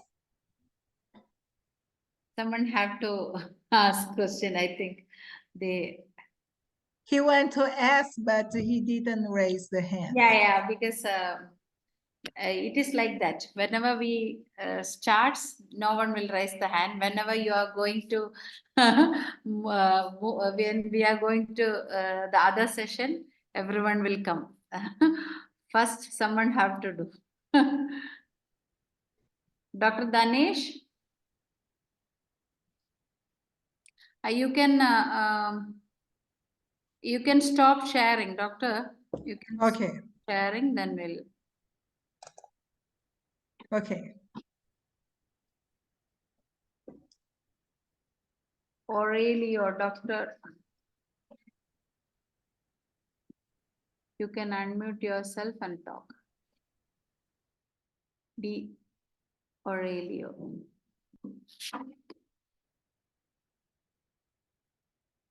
And doctor,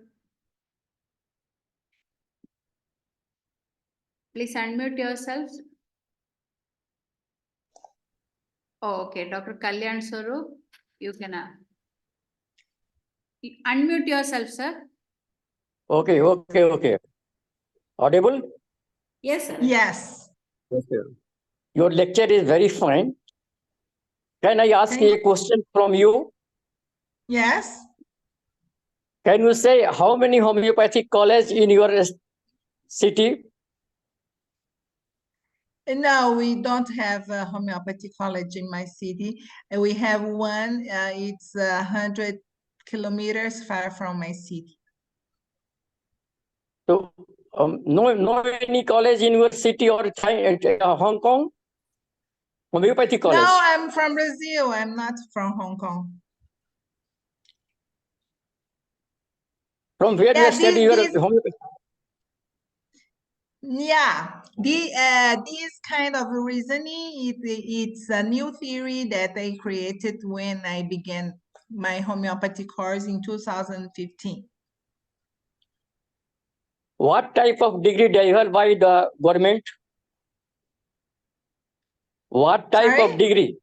What type of degree delivered by the government to you? I can't understand what he's saying. Sir, actually, in that places they have to complete MBBS and then they are studying as a higher degree. Yeah. So, Oh, yes. Is there any what degree? Yeah, I am a medical doctor. I graduated in medicine in 1992. Then I did my residency in infectious disease, then general practice, then nutrition.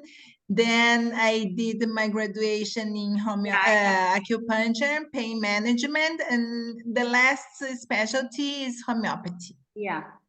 Likewise, Yeah. their interest, they are studying homeopathy.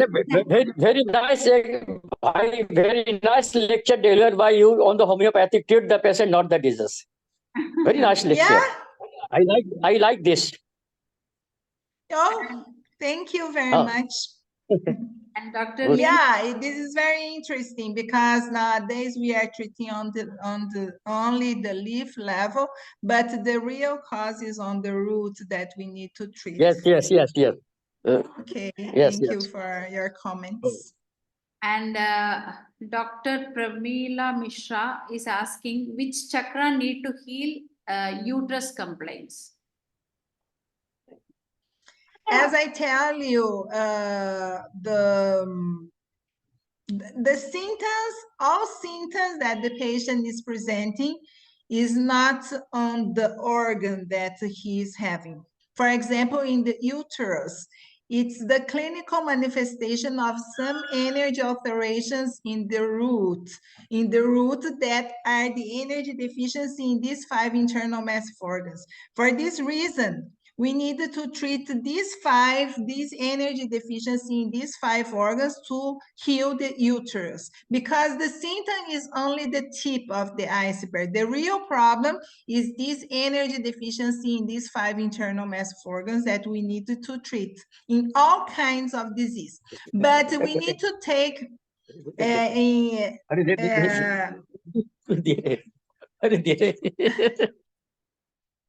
only patients with some infections such as flu-like symptoms. We need to treat the flu symptoms, and after to treat this energy deficiency situation. Let me take something I will come back.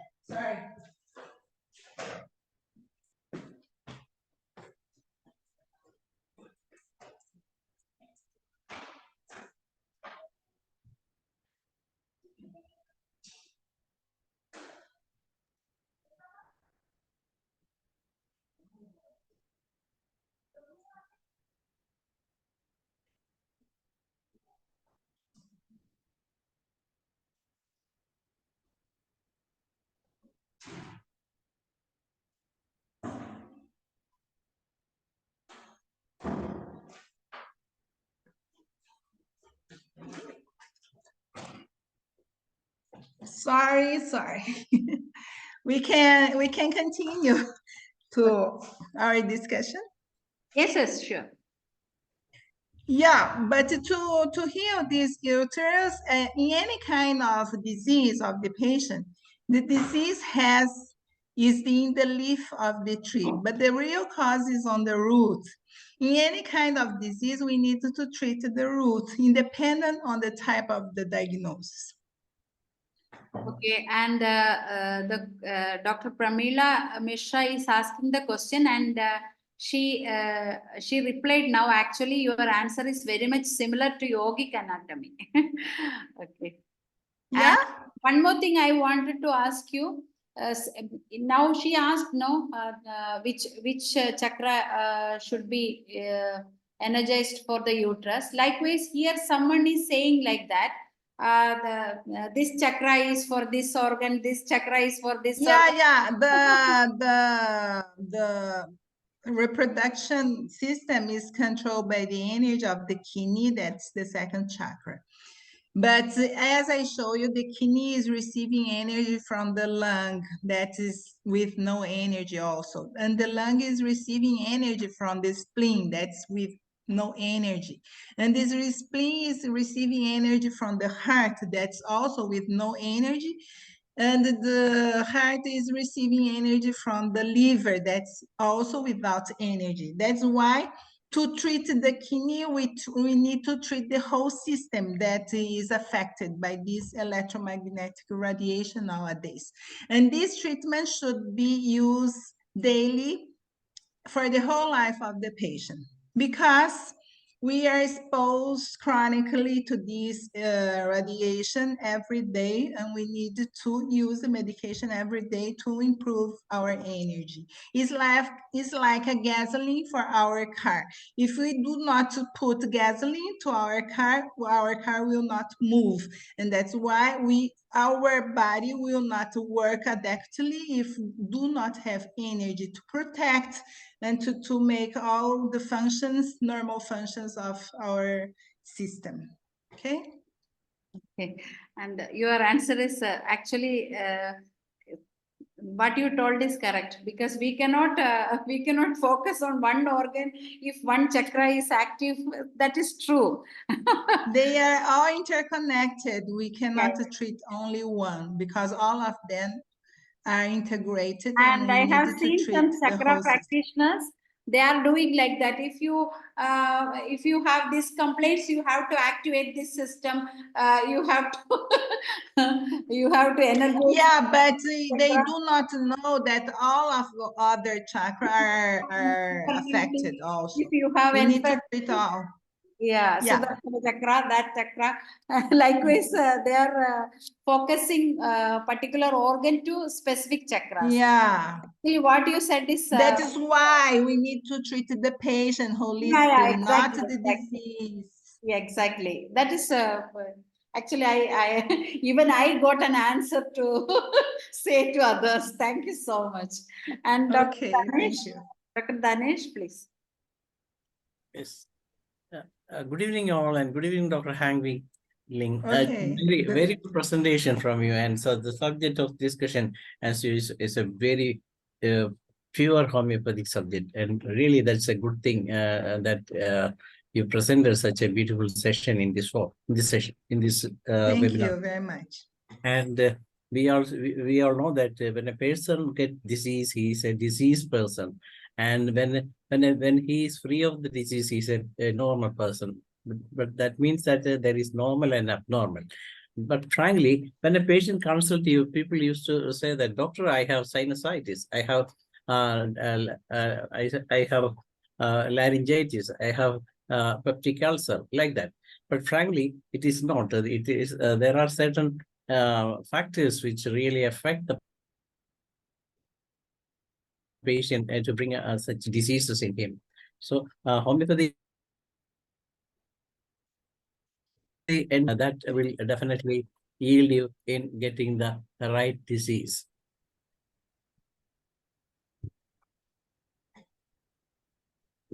Dr. Danesh, Is there any problem? Yeah, some Yeah. are there. It's not continuous talk. In between, missing something. Yeah. Oh, that maybe the network may be weak. But now it is okay, I think. Okay. Okay, as we as homeopaths used to say that we treat the patient and not the disease, but the patient in disease is a different person than the normal person, and there are certain conditions which are required for a person to be diseased, and that conditions need to be find out to make the patient cure. But unfortunately, we as homeopaths are there still some of us are treating like just like allopaths treat the disease and not the patient. That is a big difference. But when you enters into the person, the reason there are different reasons for the disease. Patient is a belief that I have a peptic ulcer, I have this laryngitis or pharyngitis, I have tonsillitis. But frankly, it is not so. But we have to find out the reasons behind the illness to cure the patient. And once we are able to find the real person in him, we can find what are the signs and symptoms which are predominating in the patient, and what are the things that makes him patient, and what are the circumstances that makes him patient. Whether we used to say that there are three types of patients: there is chilly, hot, and semi-thermal patients. But these are only one of the way homeopathic doctors need to differentiate patients. And of course, we give much importance to the mind of the patient. Why? Because the mind is the factor that really so shows us what kind of person. For example, a person is if he's a melancholy person, whether it is a choleric patient, or whether it is a very strong personality like that. But we will have to look into all these aspects to find the exact simillimum for the patient. And once, of course, the miasm need to be studied in those respects also. And if you know the correct medicine, definitely the miasm will be correct as far as the patient is concerned. And that will definitely give us a chance to bring the best in the patient, and that will allow us to choose the right remedy. And that right remedy in single dose will definitely yield the patient to get back to normal. That what Hanuman proposed, that physician's eye and only mission is to restore the sick to health. This is our duty, and not to simply annihilate the disease by alcohols, whether by suppressing the disease and making some more diseases in the future in the patient. So this is what I would like to add to your presentation. And of course, my question is that whether you, when a patient consult you, what importance you give, which of the system you use to choose, whether if prima facie you go to homeopathy or prima secondary or yoga or acupuncture, what is your attitude in choosing the medicine, system of medicine?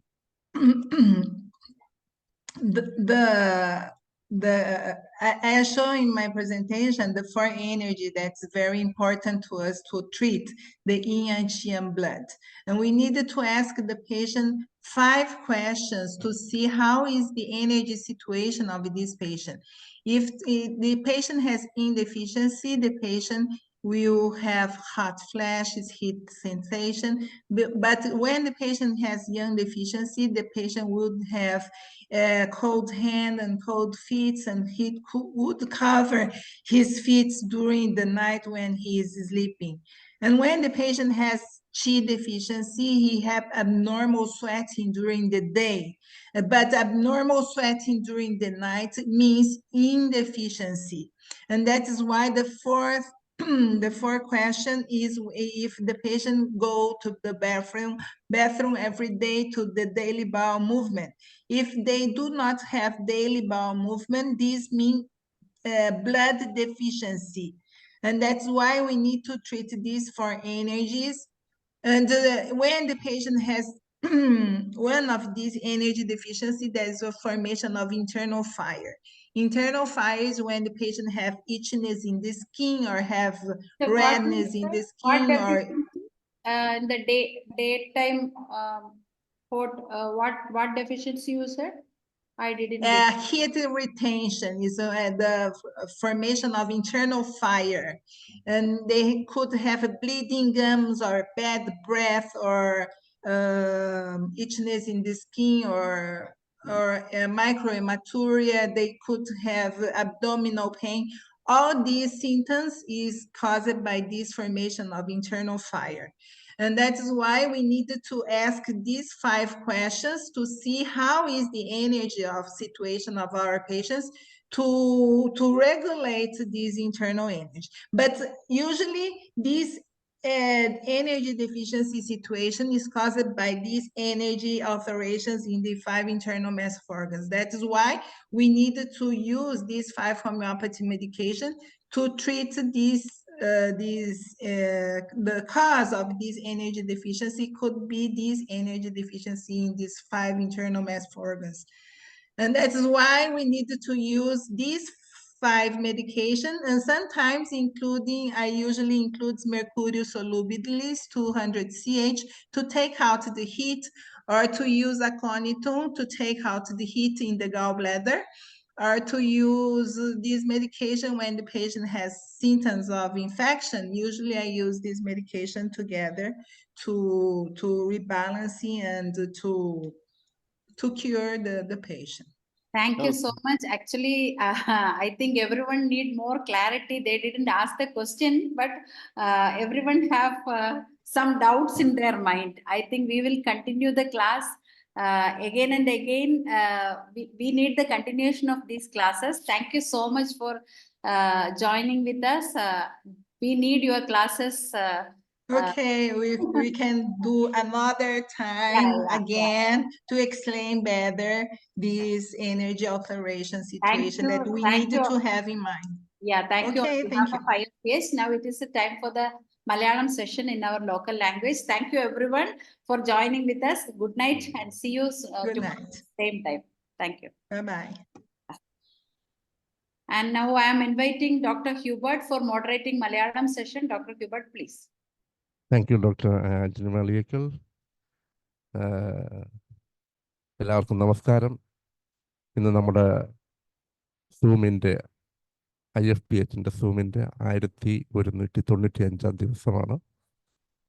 തുടർച്ചയായിട്ട് നമ്മൾ ഈ വേദിയിൽ കഴിഞ്ഞ ഇത്രയും നാളുകളായിട്ട് നമ്മൾ എല്ലാവരും മുഖത്തോട് മുഖം കണ്ടുകൊണ്ടിരിക്കുകയാണ്. ഇന്ന് നമുക്കൊരു വിശിഷ്ടാതിഥിയുണ്ട്. Professor doctor S Gopinathan. എൻ്റെ ഞങ്ങളൊക്കെ ഒരുമിച്ച് കോളേജുകളിൽ പഠിച്ചിട്ടുണ്ട്. ഡോക്ടർ മുൻ HOD ആണ്, സയൻറ്റിസ്റ്റാണ്, പ്രൊഫസറാണ്. ഡോക്ടറിന് വേണ്ടി ഒരു നിമിഷം നമുക്ക് പ്രാർത്ഥിക്കാം. ഇന്ന് ഡോക്ടർ വിഷയം കൈകാര്യം ചെയ്യുന്ന വിഷയം പീഡനം മൂലം സ്ത്രീകളിലുണ്ടാക്കുന്ന മാനസിക പ്രശ്നങ്ങളും അവയ്ക്കുള്ള പരിഹാരങ്ങളും ഹോമിയോപ്പതിയിലൂടെ. നമുക്കൊരു നിമിഷം ഒരു സൈലൻ്റ് ആയിട്ടുള്ള പ്രാർത്ഥനയിലേക്ക് കടന്നു പോകാം. എല്ലാവർക്കും നല്ല പ്രകാശം ലഭിക്കുന്ന ഒരു വേദിയായി മാറട്ടെ ഇത്.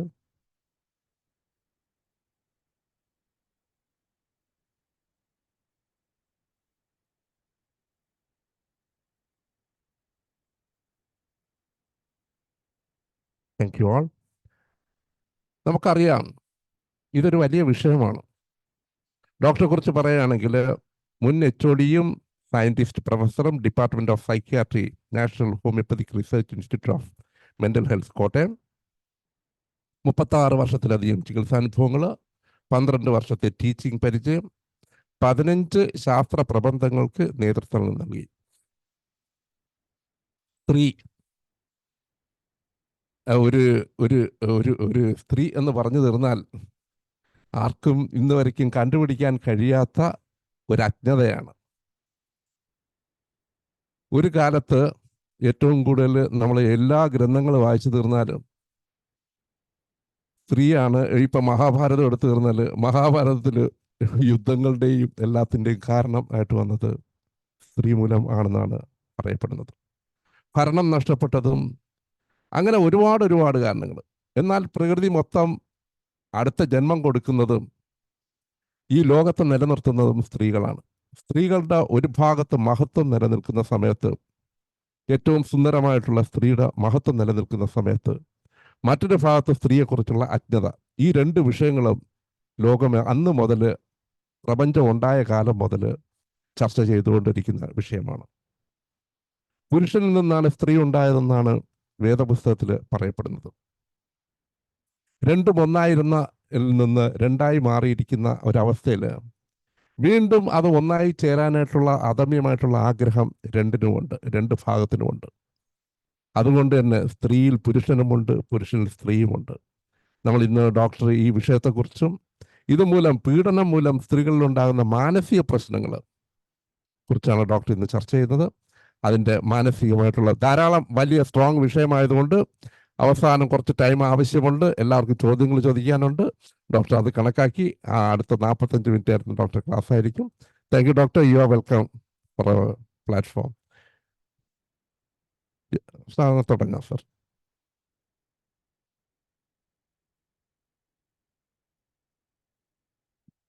സാർ മ്യൂട്ടാണ്. അൺമ്യൂട്ട് ചെയ്യണം.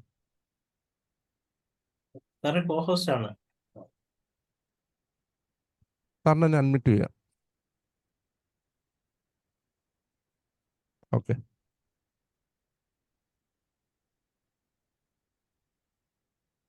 കേൾക്കാൻ പറ്റുന്നില്ല. ഇപ്പൊ കേൾക്കാൻ പറ്റും. കേൾക്കാം സർ. കേൾക്കാൻ പറ്റുന്നുണ്ടോ? കേൾക്കാം.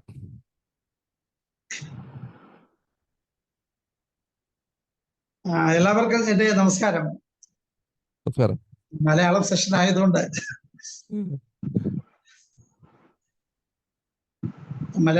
ആയതുകൊണ്ട് മറ്റ് ഡോക്ടേഴ്സ് അല്ലാത്ത പല വ്യക്തികളും ഇതിൽ പങ്കെടുക്കുന്നുണ്ടായിരിക്കുന്നുണ്ട് ആണ് ഞാൻ ഈ ഒരു സബ്ജക്റ്റ് സെലക്ട് ചെയ്തത്, ഈ വിമൻ ഹറാസ്മെന്റ് എന്നുള്ളത്. ആക്ച്വലി വളരെ വാസ്റ്റ് ആയിട്ടുള്ള ഒരു സബ്ജക്റ്റ് ആണ്. എന്നാൽ തന്നെ വളരെ ചുരുക്കി എന്താണ്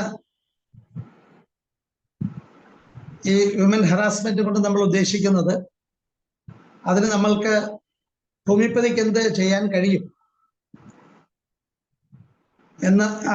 എന്നുള്ള കാര്യങ്ങൾക്കാണ് എനിക്ക് ഇതിനകത്ത് പ്രതിപാദിക്കാനുള്ളത്.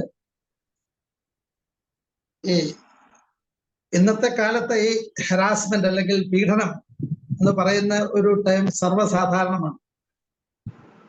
വിഷ്വൽ മീഡിയാസ് തുറന്നു കഴിഞ്ഞാൽ ആദ്യമായിട്ട് കാണുന്നത് എപ്പോഴും പീഡനങ്ങൾ ആണ്. അത് കൂടുതലും നല്ലൊരു ഭാഗവും ശാരീരിക പീഡനം, വിശേഷം സെക്ഷൽ ആയിട്ടുള്ള ഹറാസ്മെന്റിനെ കുറിച്ചാണ് കൂടുതൽ ഇത്. നമ്മളിവിടെ കൂടുതൽ അങ്ങനെ ആ ഒരു ഭാഗത്തേക്ക് മാത്രമല്ല പോകുന്നത്. അതിന്റെ ഒരു വശം മാത്രമാണ്. മാനസിക പീഡനങ്ങൾ വിശേഷിച്ച സ്ത്രീകൾ ഉണ്ടാകുന്നത് എന്ന് പറഞ്ഞാൽ അതിൻ്റെ അർത്ഥം സ്ത്രീകളിൽ മാത്രമല്ല ഈ ഹറാസ്മെന്റ് ഉണ്ടാകുന്നത്. ആരും പുരുഷന്മാരുടെ ഉണ്ടാകുന്ന ഹറാസ്മെന്റിനെ പറ്റി വളരെ ചർച്ച ചെയ്യപ്പെടാറില്ല. എപ്പോഴും ചർച്ച ചെയ്യപ്പെടുന്ന വിമൻ ഹറാസ്മെന്റിനെ കുറിച്ചാണ്. അത് സമൂഹത്തിൽ ഇപ്പം അവർക്ക് തത്തുല്യ സ്ഥാനം നൽകുന്ന പുരുഷന്മാർക്കും സ്ത്രീകൾക്കും ഒരേ തുല്യത ഉള്ളത് കൊണ്ടാണ് ഇപ്പം അതിനെപ്പറ്റി കൂടുതൽ ആയിട്ട് ചർച്ച ചെയ്യുന്നത്. ആ വിഭാഗത്തിന് ഉണ്ടാകുന്ന കൂടുതൽ ഹറാസ്മെന്റ്സ് അല്ലെങ്കിൽ പീഡനങ്ങൾ.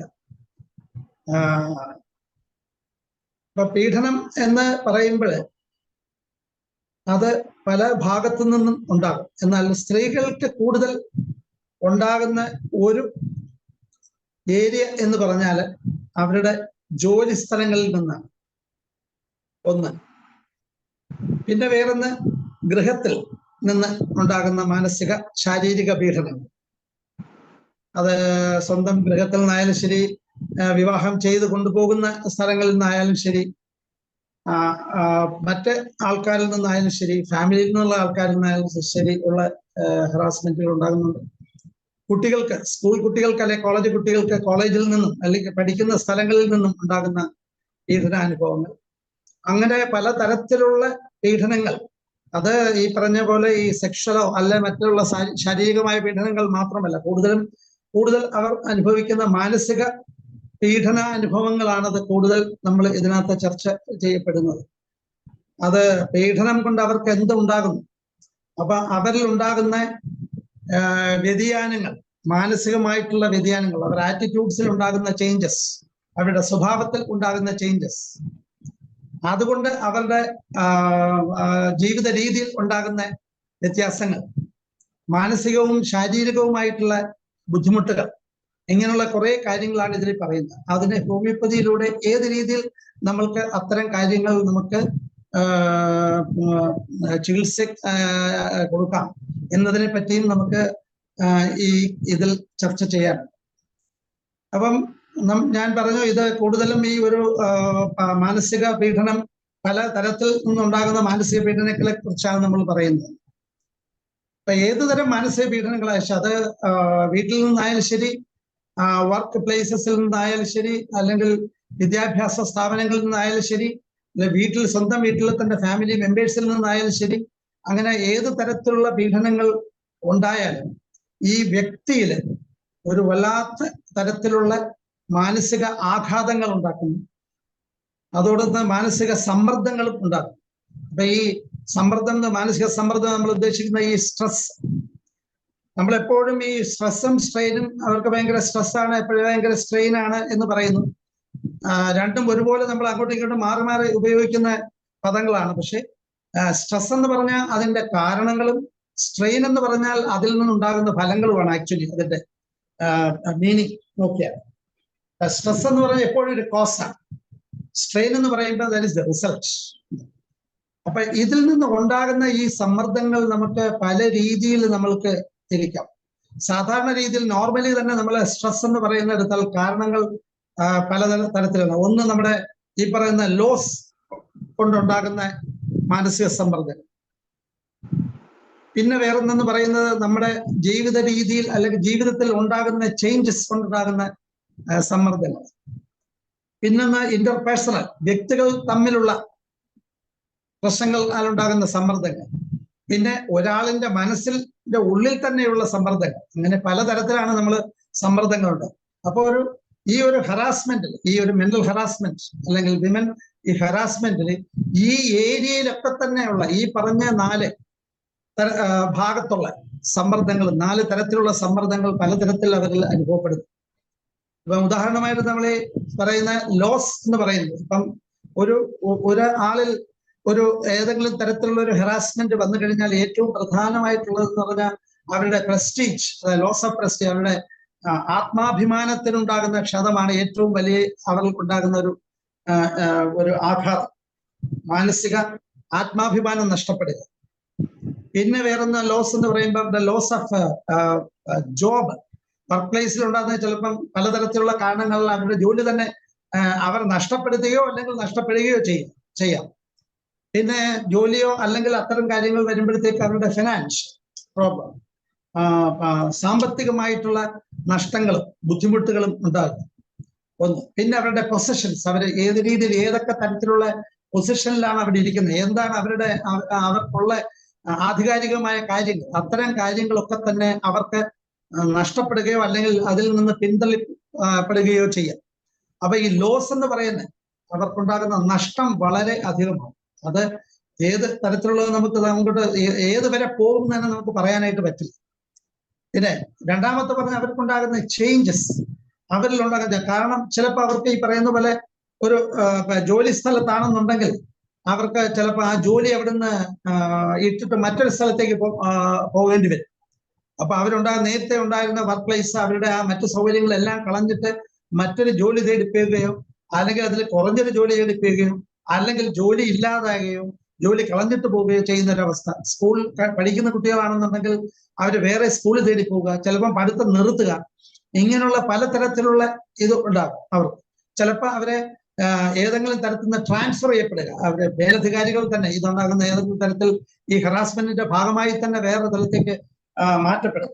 അവരിലുണ്ടാകുന്ന ചേഞ്ചസ് പലതരത്തിലാണ്. അത് സ്വന്തമായിട്ടും വ്യക്തിഗതമായിട്ടുള്ള ചേഞ്ചസും ഉണ്ടാവും, അല്ലാതെ അവരുടെ ഫാമിലിയിലോ അല്ലെ ചുറ്റുപാടിലുണ്ടാകുന്ന ചേഞ്ചസ് ഒക്കെ വളരെ അധികമാണ്.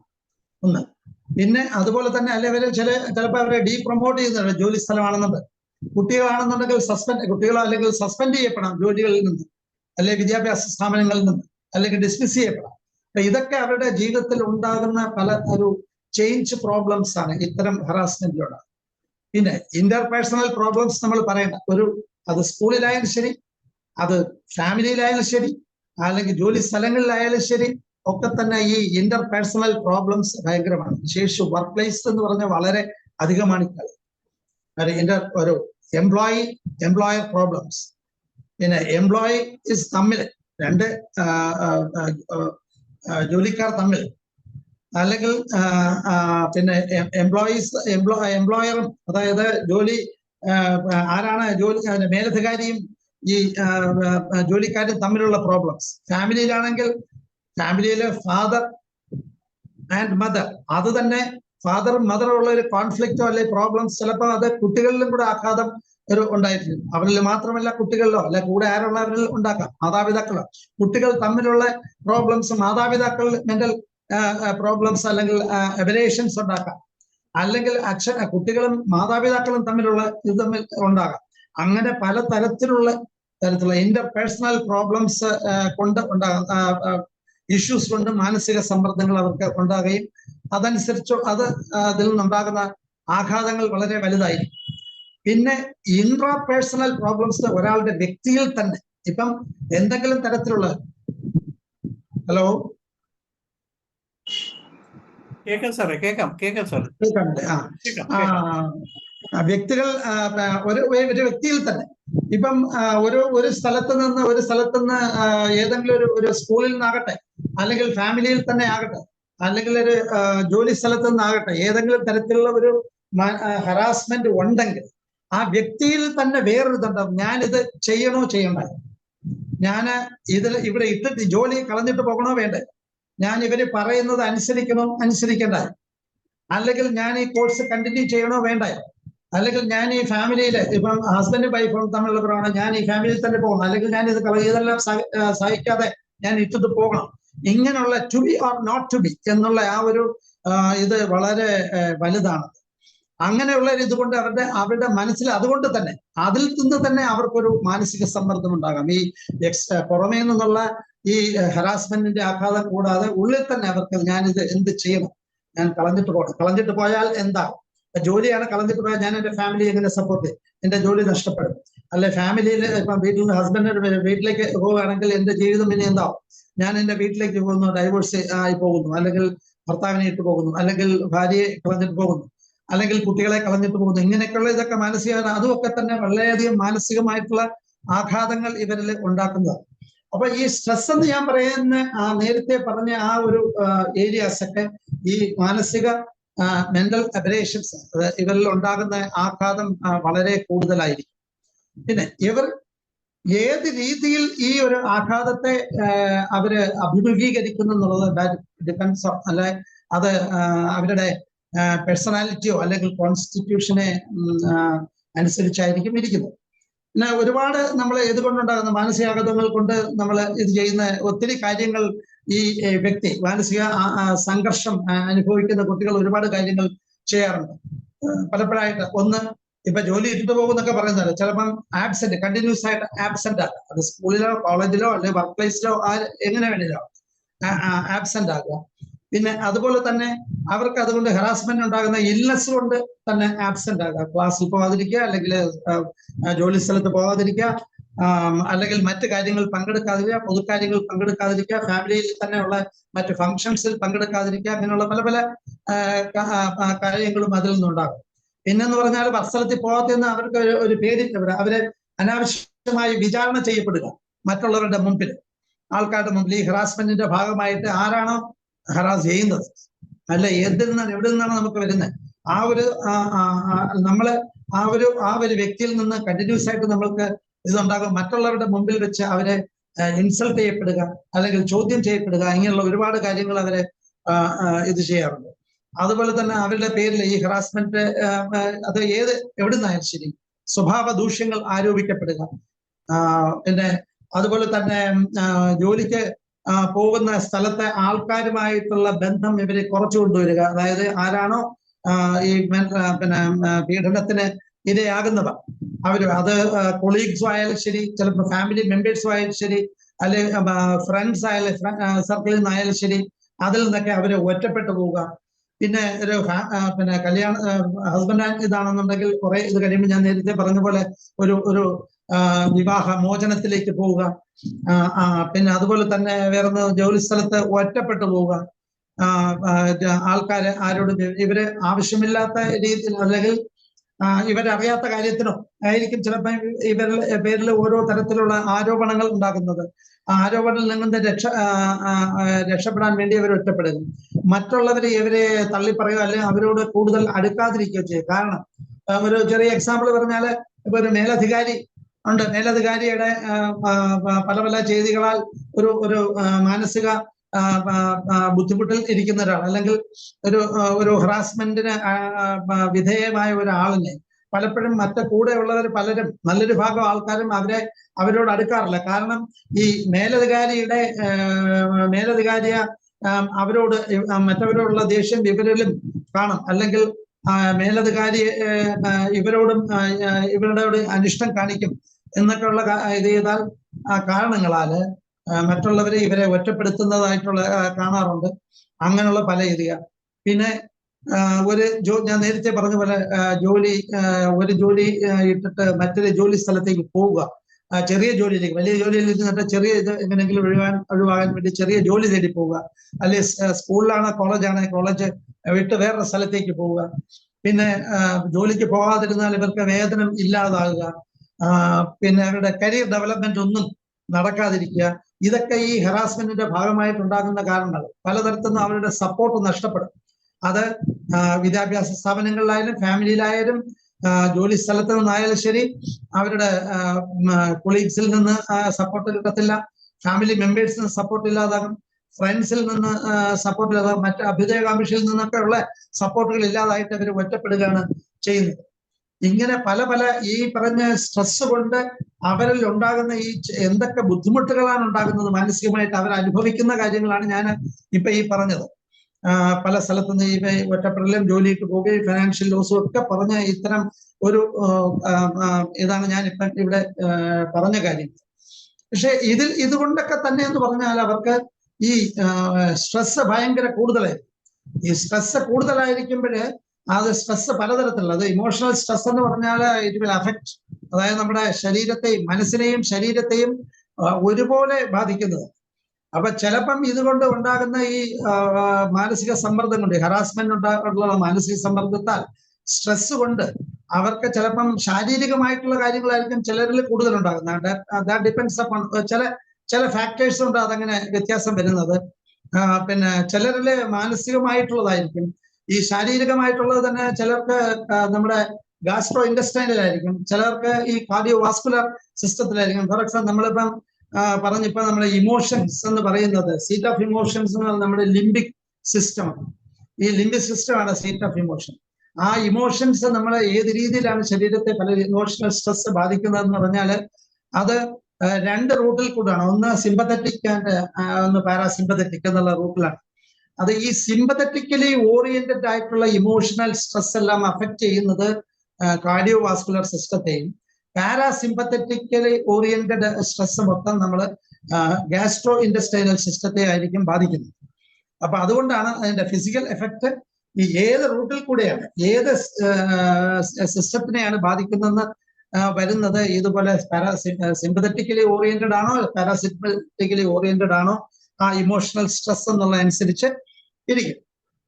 അപ്പം ഇങ്ങനെ ഒരു ഇമോഷണൽ സ്ട്രെസ് വരുമ്പോൾ, സ്ട്രെസ് വന്നു കഴിഞ്ഞാൽ അവർക്ക് എന്തൊക്കെ ബുദ്ധിമുട്ട്, ഒന്ന് ഇമ്മീഡിയറ്റ് ആയിട്ടുണ്ടാകുന്ന പല എഫക്റ്റുകളും ഉണ്ട്. ഫോർ എക്സാമ്പിൾ ഒരു പെട്ടെന്ന് ഇതുപോലുള്ള ഒരു ഹറാസ്മെന്റിന് വിധേയനാകുന്ന ചിലര് പെട്ടെന്ന് റിയാക്ട് ചെയ്യുന്നവരുണ്ട്. ദാറ്റ് ഡിപ്പെൻഡ്, ഞാൻ പറഞ്ഞു അത് കോൺസ്റ്റിറ്റ്യൂഷനെ അനുസരിച്ചാണ് ഇരിക്കുന്നത്. അത് നമ്മൾ ഞാനത് വിവരിക്കാം. പിന്നെ അത് ചിലപ്പം വരുന്നത് വളരെ പെട്ടെന്ന് ഒരു സഡൻ എന്താ പറയുന്ന പാനിക് അറ്റാക്സ് എന്ന് പറയുന്ന അതുപോലെ ആയിരിക്കാം വരുന്നത്.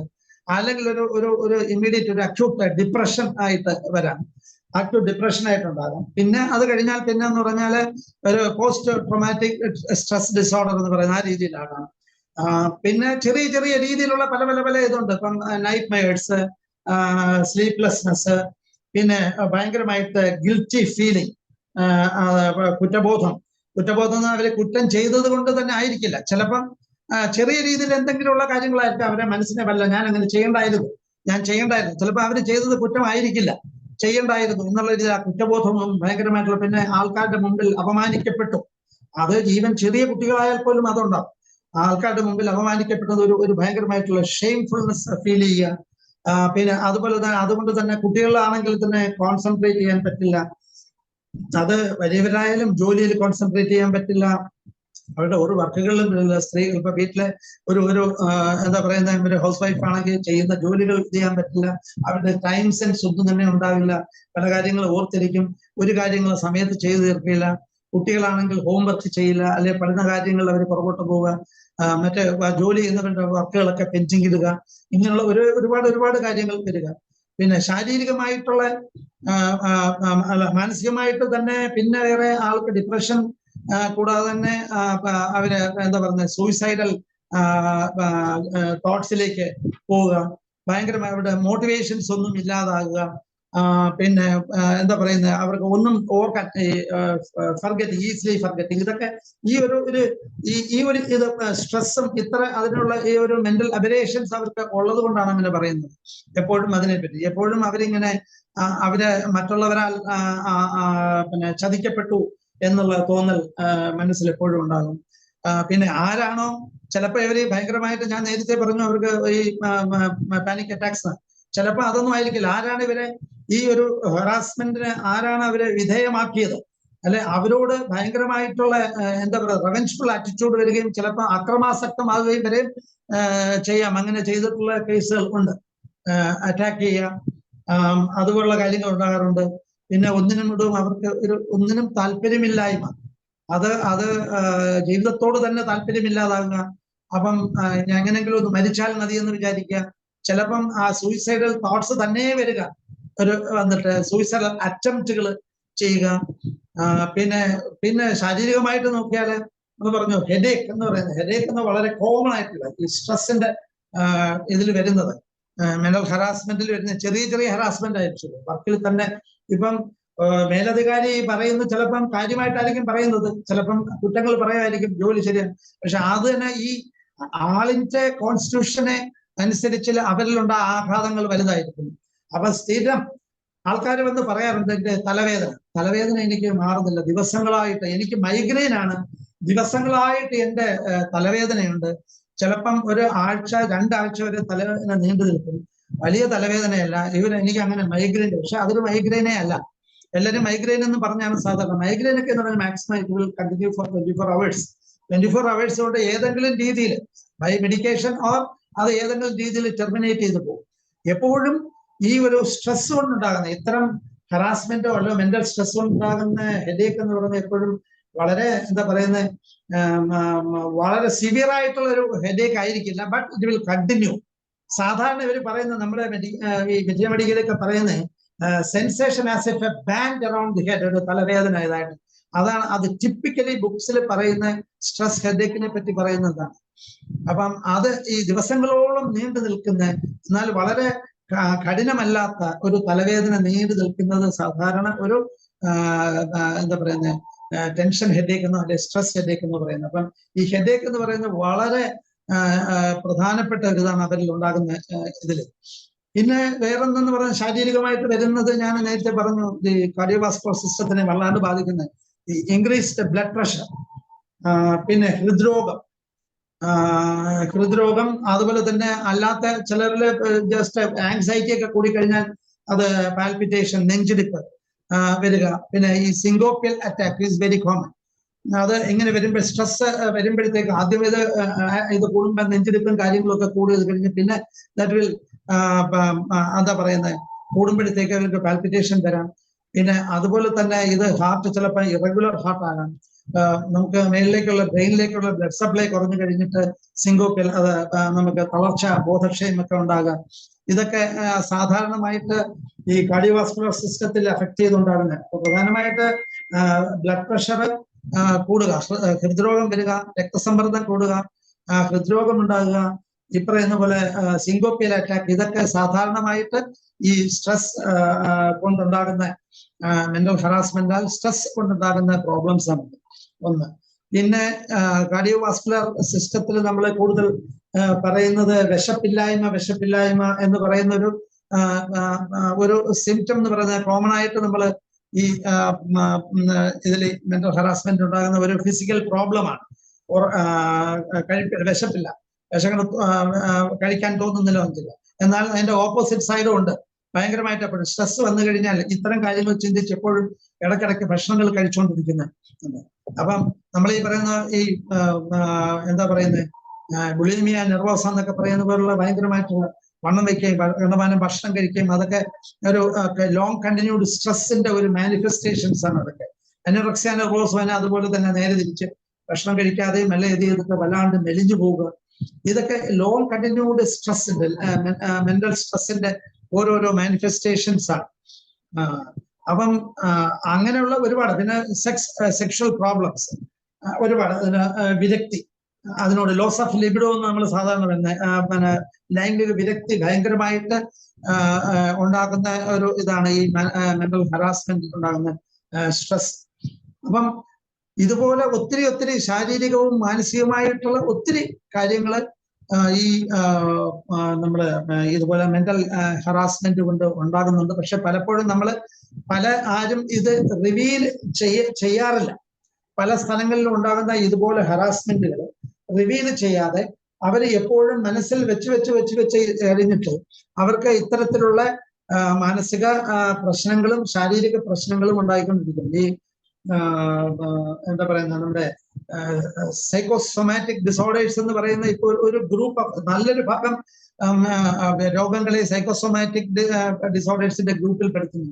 അതിൽ നല്ലൊരു ഭാഗം ഇതുപോലുള്ള മെന്റൽ ഹറാസ്മെന്റ് കൊണ്ടുണ്ടാകുന്ന സ്ട്രെസ്സിൽ നിന്ന് ഡെവലപ്പ് ചെയ്യുന്ന ഒരുപാട് ഇതുണ്ട്.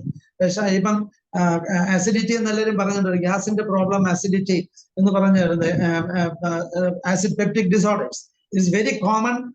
ഇതുപോലുള്ള മെന്റൽ സ്ട്രെസ് കൊണ്ടുണ്ടാകുന്ന ഏത് തരത്തിലുള്ള ആയാലും ശരി, എവിടെ നിന്നുള്ള ഹറാസ്മെന്റ് അല്ലെ എവിടെ നിന്നുള്ള സ്ട്രെസ് കൊണ്ടുണ്ടാകുന്നതിനുണ്ടാകുന്ന ഇറ്റ്സ് എ വെരി കോമൺ ഒരു ഫിസിക്കൽ കണ്ടീഷനാണ്. അപ്പം ഇങ്ങനെയൊക്കെയുള്ള ഒത്തിരി മാനസികമായിട്ടുള്ളതും ശാരീരികമായിട്ടുള്ള പ്രശ്നങ്ങൾ ഈ മെന്റൽ ഹറാസ്മെന്റ് കൊണ്ട് ഉണ്ടാകുന്നു. അതിൽ തന്നെ അത് എന്തുകൊണ്ടാണ് ഈ സ്ത്രീകൾ അല്ലെങ്കിൽ കുട്ടികളെയും നമ്മൾ എടുത്ത് പറയുന്നത്, അവരിൽ ധാരാളം ഇതുണ്ട്. അവരുടെ മാനസികവും ശാരീരികമായിട്ടുള്ള ഘടന കൊണ്ടാകാം അവരിൽ കൂടുതൽ ഇത് വരുന്നത്. അവർക്ക് ഒരുപാട് ഇഷ്യൂസ് ഉണ്ടാകുന്നത്. അത് പ്രതികരിക്കുന്നത് ഞാൻ പറഞ്ഞു പല രീതിയിലായിരിക്കാം. ഇപ്പൊ എല്ലാവരിലും പല ഒരാളിൽ മാത്രമോ അല്ലെങ്കിൽ രണ്ടുപേരിൽ മാത്രമോ ആയിരിക്കില്ല തരത്തിലുള്ള മെന്റൽ ഹറാസ്മെന്റ് ഉണ്ടാകുന്നത്. ഹറാസ്മെന്റ് ഈ പറയുന്ന പോലെ അധികാരികളിൽ നിന്ന് അല്ലെങ്കിൽ ഫാമിലിയിലുള്ളവരുടെ നിന്ന് അച്ഛനിൽ നിന്ന് അമ്മയിൽ നിന്ന് അല്ലെങ്കിൽ ഭർത്താവിൽ നിന്ന് സഹോദരങ്ങളിൽ നിന്ന് ടീച്ചേഴ്സിൽ നിന്ന് എംപ്ലോയറിൽ നിന്ന് അങ്ങനെയുള്ള ഇതിൽ നിന്നുള്ള ഹറാസ്മെന്റ് പല സ്ഥലത്തും ഉണ്ടാകുമെങ്കിലും പലരും പല രീതിയിലാണ് അതിനോട് പ്രതികരിക്കുന്നത്. ഇപ്പം ഫോർ എക്സാമ്പിൾ നമ്മുടെ ഈ ഹോമിയോപ്പതിയുടെ ഇതിൽ പറയുന്ന നമ്മൾ ഈ പറയുന്ന സ്യൂഡോസ് സോറ സിഫിലിക് സൈക്കോസിസ് എന്ന് നമ്മളിങ്ങനെ പല രീതിയിൽ ഇങ്ങനെ ആൾക്കാരുടെ പേഴ്സണാലിറ്റി തിരിച്ചിട്ടുണ്ട്. ആ പേഴ്സണാലിറ്റി തിരിച്ച് പല രീതിയിലും ഇപ്പം ആ പേഷ്യന്റ് ഈസ് പ്രിഡോമിനന്റ്ലി സോറിക്കുന്ന ആണെന്നുണ്ടെങ്കിൽ അവരെന്ത് എന്ന് വെച്ചാൽ അവരിൽ പലരും ഇത് എന്താ പറയുന്നത് പെട്ടെന്ന് അങ്ങോട്ട് അഫക്ട് ചെയ്യത്തില്ല. കാരണം അവരെ അതുപോലെ പ്രതികരിക്കും. ആദ്യമേ അവരെ പെട്ടെന്ന് പ്രതികരിക്കുകയാണ് ചെയ്യുന്നത്. ഏത് രീതിയിൽ അതിൻ്റെ അടുത്ത് ചിലപ്പം പോസിറ്റീവായിട്ടായിരിക്കും, ചിലപ്പം കുറച്ച് നെഗറ്റീവായിട്ടായിരിക്കും പ്രതികരിക്കുന്നത്. പക്ഷെ വേഗം അവരിൽ നിന്ന് പ്രതികരണം ഉണ്ടാകും. അത് ചിലപ്പോൾ അവരോട് വഴക്കുണ്ടാക്കുന്നതായിരിക്കാം, ചിലപ്പം പിന്നെ എന്താ പറയുക കയ്യാങ്കളിയിലേക്ക് പോകുന്നതായിരിക്കാം, ചിലപ്പോൾ മറ്റു രീതിയിൽ തരത്തിലുള്ള ഇത് ഷൗട്ട് ചെയ്യുക, ഇത് ചെയ്യുക, വഴക്കുണ്ടാക്കുക, അങ്ങനെയൊക്കെയുള്ള പല രീതിയിലും ചിലപ്പോൾ അവര് പ്രതികരിച്ചെന്നിരിക്കാം. അതുപോലെ തന്നെയാണ് അവരിൽ ഉണ്ടാകുന്ന ശാരീരികവും മാനസികമായിട്ടുള്ളതും ഇത്തരത്തിലുള്ളതായിരിക്കും. പെട്ടെന്ന് സഡൻ ആയിട്ട് ഉണ്ടാകുന്ന കാര്യങ്ങളായിരിക്കും. അതേസമയം നമ്മൾ നോക്കിയാൽ ഒരു സിഫിലിറ്റിക് പേഴ്സണാലിറ്റി സ്യൂഡോസോറിക് ഒക്കെ ആയിട്ടുള്ള ഇൻഡിവിജ്വൽസ് ആണെന്നുണ്ടെങ്കിൽ അവര് കൂടുതലും ഇത് മാനസികമായിട്ട് സഹിക്കുന്നവരായിരിക്കും. കൂടുതൽ സഹിക്കുന്ന പറഞ്ഞാൽ അതിനെ അവര് ആരോടും പറയാതെ, പുറത്ത് പറയാതെ, മനസ്സിൽ വെച്ച് അമർത്തി മനസ്സിൽ വെച്ച് തന്നെ ഇങ്ങനെ ഇത് ചെയ്ത് അവര് സഹിച്ച് എല്ലാം പറയുന്നതൊക്കെ കേട്ട് ഇത് ചെയ്ത് പതുക്കെ ഗ്രാജുവലി പുറകോട്ട് പോകുന്ന ആൾക്കാരായിരിക്കും കൂടുതൽ. എന്താ ഈ പറയുന്ന പോലെ ഞാൻ നേരത്തെ പറഞ്ഞ പോലെ ജോലിക്ക് വരാതിരിക്കുക, ജോലിക്ക് വന്നാൽ നേരെ വർക്ക് ചെയ്യാതിരിക്കുക, ആൾക്കാരിൽ നിന്ന് അകന്നു പോവുക, ആരിൽ നിന്ന് സപ്പോർട്ട് കിട്ടപ്പെടാതിരിക്കുക. പിന്നെ പക്ഷെ അവര് വിളിച്ച് കരയുകയോ മറ്റേ ഈ സോറിക് പേഷ്യന്റിനെ പോലെ ഭയങ്കരമായിട്ട് ഒച്ചയെടുക്കുകയോ കരയുകയോ ഇത് ചെയ്യുകയോ അങ്ങനെയൊന്നും ചെയ്യുന്നവരായിരിക്കില്ല. എല്ലാം സ്വയമേ സഹിക്കുന്നവരായിരിക്കും. സഹിക്കുന്നതുകൊണ്ട് എന്ത് പറ്റുമെന്ന് പറഞ്ഞാൽ ഇപ്പൊ ഞാൻ പറയാം, നമ്മളെപ്പോഴും നമുക്ക് ഒരു സ്ട്രെസ് ഉണ്ടെങ്കിൽ, ഏതെങ്കിലും തരത്തിലുള്ള സ്ട്രെസ് ഇതുണ്ടെന്നുണ്ടെങ്കിൽ ദാറ്റ് ഷുഡ് ബി അത് പുറത്തേക്ക് പോകണം. ഏതെങ്കിലും ഒരു ഔട്ട്ലെറ്റ് വഴി പുറത്തേക്ക് പോകണം. സാധാരണ രീതിയിൽ പറയുന്നത് ഈ സോറോ എന്ന് പറയുന്നത് അല്ലെങ്കിൽ സ്ട്രെസ് എന്ന് പറയുന്നത്, stress which has no vent in tears will make the other organs weep എന്നാണ് സാധാരണ പറയുന്നത്. നമുക്ക് ഉള്ള നമ്മുടെ സ്ട്രെസ്സോ അല്ലെങ്കിൽ തരത്തിലുള്ള ദുഃഖങ്ങളോ മറ്റു കാര്യങ്ങളോ കണ്ണീരിൽ കൂടി പോയില്ലെങ്കിൽ മറ്റ് അവയവങ്ങളെ കരയാനിടയാകും എന്നാണ് പറയുന്നത്. എന്താ പറയുന്നത്, ഡോക്ടർ വില്യം ഓസ്ലറിന്റെ ഒരു വേർഡാണ്, വളരെ അർത്ഥവത്തായ ഒരു വേർഡാണ്. അപ്പം അത് ആ രീതിയിൽ ഇവർ ഇത്തരം മാനസിക സമ്മർദ്ദങ്ങളെ എല്ലാം സഹിച്ച് അവർക്ക് മറ്റു തരത്തിലുള്ള മാനസികവും ശാരീരികവുമായിട്ടുള്ള പ്രശ്നങ്ങൾ വളരെ അധികം ഉണ്ടാകും. അത് സൈക്കോളജിക്കലി ആയാലും ശരി, അത് ഫിസിക്കലി ആയിട്ടുള്ള പ്രോബ്ലംസ് അവരിൽ വളരെ അധികം കൂടുതലാണ്. പിന്നെ പറയുന്നത് ഞാൻ നേരത്തെ അടുത്ത് പറഞ്ഞ വേറൊരു ഗ്രൂപ്പ് ഓഫ് സൈക്കോട്ടിക് ആയിട്ടുള്ള ആൾക്കാര് ഈ എന്ത് വന്നാലും അതിനെ ഫേസ് ചെയ്യും എന്ന് വേണമെങ്കിൽ പറയാം. പക്ഷെ അത് അവര് ഫേസ് ചെയ്യുമെങ്കിൽ അവരെപ്പോഴും ഞാൻ നേരത്തെ പറഞ്ഞ ഒരു റെവെഞ്ച്ഫുൾ ആറ്റിറ്റ്യൂഡ് ഉള്ളതായിരിക്കും. ഈ ഹറാസ്മെന്റിനെയൊക്കെ അവര് ഇത് ചെയ്യുമെങ്കിലും അവരുടെ അതുകൊണ്ടുണ്ടാകുന്ന എഫക്റ്റ് ഈ പറയുന്ന പലപ്പോഴും ഭയങ്കര റെവെഞ്ച്ഫുൾ ആയിട്ടുള്ള, അത് രഹസ്യമായിട്ട് ഇത് ചെയ്ത് ഏത് രീതിയിൽ ഈ ഹറാസ് ചെയ്യുന്ന വ്യക്തിയോ അല്ലെങ്കിൽ ഹറാസ് ചെയ്യുന്നു എന്ന് സംശയിക്കപ്പെടുന്ന വ്യക്തിയോ മറ്റു രീതിയിൽ അവരെ ഉപദ്രവിക്കുകയോ അല്ലെങ്കിൽ അവരോട് പകരം വീട്ടോ ചെയ്യുന്ന ആൾക്കാരായിരിക്കും ഈ സൈക്കോട്ടിക് ആയിട്ടുള്ള ഇൻഡിവിജ്വൽസ്. എപ്പോഴും അവർക്ക് അവരിൽ ഉണ്ടാകുന്ന ഇമ്പാക്ട്, അതായത് ഈ ഹറാസ്മെന്റിനുണ്ടാകുന്ന ഇമ്പാക്ട് അവർക്ക് ശാരീരികവും മാനസികവുമായിട്ടുള്ള കുറവായിരിക്കും. പക്ഷെ പലപ്പോഴും എന്ത് ചെയ്യുമെന്ന് വെച്ചാൽ അവർ ഇതുപോലുള്ള ലീഗൽ പ്രോബ്ലംസിലേക്ക് ചെന്ന് അകപ്പെടും. അതായത് തിരിച്ചവര് റിയാക്ട് ചെയ്യുന്ന രീതി വളരെ ഇതായിരിക്കും, വളരെ ഗോപ്യമായിട്ട് ഇരുന്ന് രഹസ്യമായിട്ടിരുന്ന് ഭയങ്കരമായിട്ടുള്ള റിവെഞ്ച്ഫുൾ ഇതോ അല്ലെ രീതിയിൽ അവരെ ഉപദ്രവിക്കുകയോ അല്ലെങ്കിൽ മറ്റു തരത്തിൽ അപായപ്പെടുത്തുകയോ അല്ലെങ്കിൽ മറ്റു തരത്തിലുള്ള ഏത് തരത്തിലുള്ളതായിട്ടുള്ള വഴിയും അവർ സ്വീകരിച്ചിട്ട് തിരിച്ച് അവര് റിവെഞ്ച് അനുവദിക്കാം. ചിലപ്പം അങ്ങനെ തന്നെ അവരെന്ത് ചെയ്യും, നേരെ പോയി ലീഗൽ പ്രോബ്ലംസിലേക്ക് പോലീസ് കേസോ അല്ലെ അങ്ങനെ ഇതിലേക്ക് ചെന്ന് അകപ്പെടുകയാണ് സാധാരണ ചെയ്യാറ്. അപ്പൊ ഇതാണ് ഈ 3 തരത്തിലുള്ള ഈ ഞാൻ പറയുന്ന കോൺസ്റ്റിറ്റ്യൂഷനിൽ തമ്മിലുള്ള വ്യത്യാസം. അപ്പൊ ഏതാണ് അതനുസരിച്ചായിരിക്കും അവരിൽ ഉണ്ടാകുന്ന ഇമ്പാക്ട്. സോറിക്കാണെങ്കിൽ അവർ പെട്ടെന്ന് റിയാക്ട് ചെയ്യും, ബോഡി റിയാക്ട് ചെയ്യും, അതുപോലെ തന്നെ അവരും റിയാക്ട് ചെയ്യും. അവരിൽ ഉണ്ടാകുന്ന പാറ്റേൺസ്, അക്യൂട്ട് ആൻസൈറ്റി പ്രോബ്ലംസ് ഒക്കെ ഉണ്ടാകുന്നത്. പെട്ടെന്ന് ഇത് ചെയ്യുക, ദേഷ്യപ്പെടുക, അല്ലെങ്കിൽ കരയുക, ഈ പറയുന്നത് പാനിക് അറ്റാക്സ്, ഇങ്ങനെയുള്ള ഇത്തരം കാര്യങ്ങളൊക്കെ ഇൻക്രീസ് പെട്ടെന്ന് ഇത് ബ്ലഡ് പ്രഷർ കൂടുക, അല്ലെങ്കിൽ പെട്ടെന്ന് ഒരു ഹൃദ്രോഗത്തിലേക്ക് പോവുക, ഇങ്ങനെ പെട്ടെന്നായിരിക്കും അവരിൽ ഉണ്ടാകുന്ന ആഘാതങ്ങൾ അവർ ഇത് ചെയ്യുന്നത്. സോറി, മറ്റവരെപ്പോഴും സഹിക്കും. അപ്പം കൂടുതലും ഇത്തരം മെന്റൽ ഹറാസ്മെന്റ് കൊണ്ട് ബുദ്ധിമുട്ടുകൾ അനുഭവപ്പെടുന്നത് ഈ പറയുന്ന പോലെ സ്യൂഡോസോറിക് അല്ലെങ്കിൽ സിഫിലിറ്റിക് ഗ്രൂപ്പിലുള്ള അല്ലെങ്കിൽ ആ ഒരു കോൺസ്റ്റിറ്റ്യൂഷനിൽ വരുന്ന ആൾക്കാരായിരിക്കും ഇതിൽ കൂടുതൽ ഇത്തരം പ്രശ്നങ്ങളിലേക്ക് ചെന്ന് ഇത് ചെയ്യുന്നത്. അപ്പം അങ്ങനെ നമ്മൾ ഇത് ചെയ്യുമ്പോഴത്തേക്ക് നമ്മൾ ആ രീതിയിൽ വേണം, ഇത്തരം കാര്യങ്ങൾ നമ്മൾ എപ്പോഴും മനസ്സിൽ വെച്ചുകൊണ്ട് തന്നെ വേണം നമ്മൾ ഇത്തരം രോഗികളോ അല്ലെങ്കിൽ ബുദ്ധിമുട്ടിലേക്ക് വരുന്ന ആൾക്കാരെ നമ്മൾ ഡീൽ ചെയ്യാനായിട്ട് എപ്പോഴും നമ്മൾ ഇത് ചെയ്യുന്നത്. ഇപ്പൊ ഞാൻ നേരത്തെ പറഞ്ഞു, നമ്മളെപ്പോഴും ഇപ്പം ഒരു ജിവിയോ അല്ലെങ്കിൽ പേപ്പറോ ന്യൂസ് പേപ്പർ ആയാലും ശരി, അല്ലെങ്കിൽ മറ്റേ വിഷ്വൽ മീഡിയാസ് ഓപ്പൺ ചെയ്ത് എപ്പോഴും ഈ പീഡനം എന്ന് പറയുന്നത് അത് നിർവചനം എന്ന് പറഞ്ഞാൽ അതിന്റെ ഭയങ്കരമാണ്.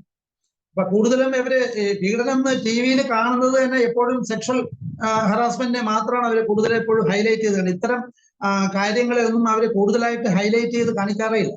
അവർക്ക് ന്യൂസ് വാല്യൂ കൂട്ടാൻ വേണ്ടി ഇത്തരം കാര്യങ്ങൾ മാത്രമേ ചെയ്യത്തുള്ളൂ.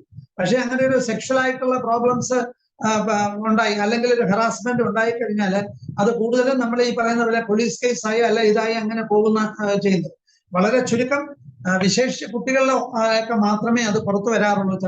ചിലപ്പം ഇത്തരം കേസൊക്കെ വരുന്ന സമയത്ത് കൗൺസിലിങ്ങും മറ്റു കാര്യങ്ങളും നടത്തുമ്പോൾ മാത്രമായിരിക്കും ഇത്തരം അവർക്കുള്ള അനുഭവങ്ങൾ പുറത്തു വരുന്നതും അതുകൊണ്ട് അവർക്കുണ്ടാകുന്ന ബുദ്ധിമുട്ടുകൾ എന്തൊക്കെയാണെന്ന് അറിയുന്നതൊക്കെ അപ്പോഴായിരിക്കും.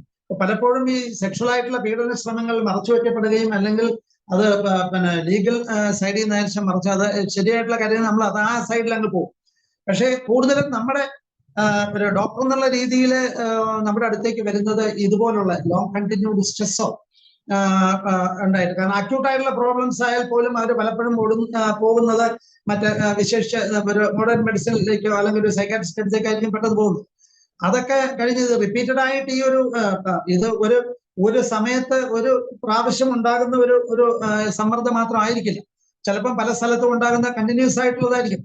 ഒരു വിവാഹ ജീവിതം കഴിഞ്ഞൊരു കുട്ടി അത് ചെന്ന് കഴിഞ്ഞാൽ അവിടെ ഉണ്ടാകുന്ന ചിലപ്പോൾ 2 ഫാമിലി 2 ഇതായിരിക്കും, 2 സെറ്റപ്പിൽ നിന്ന് 2 സോഷ്യൽ സ്റ്റാറ്റസിൽ നിന്ന് വരുന്ന ആൾക്കാരായിരിക്കും.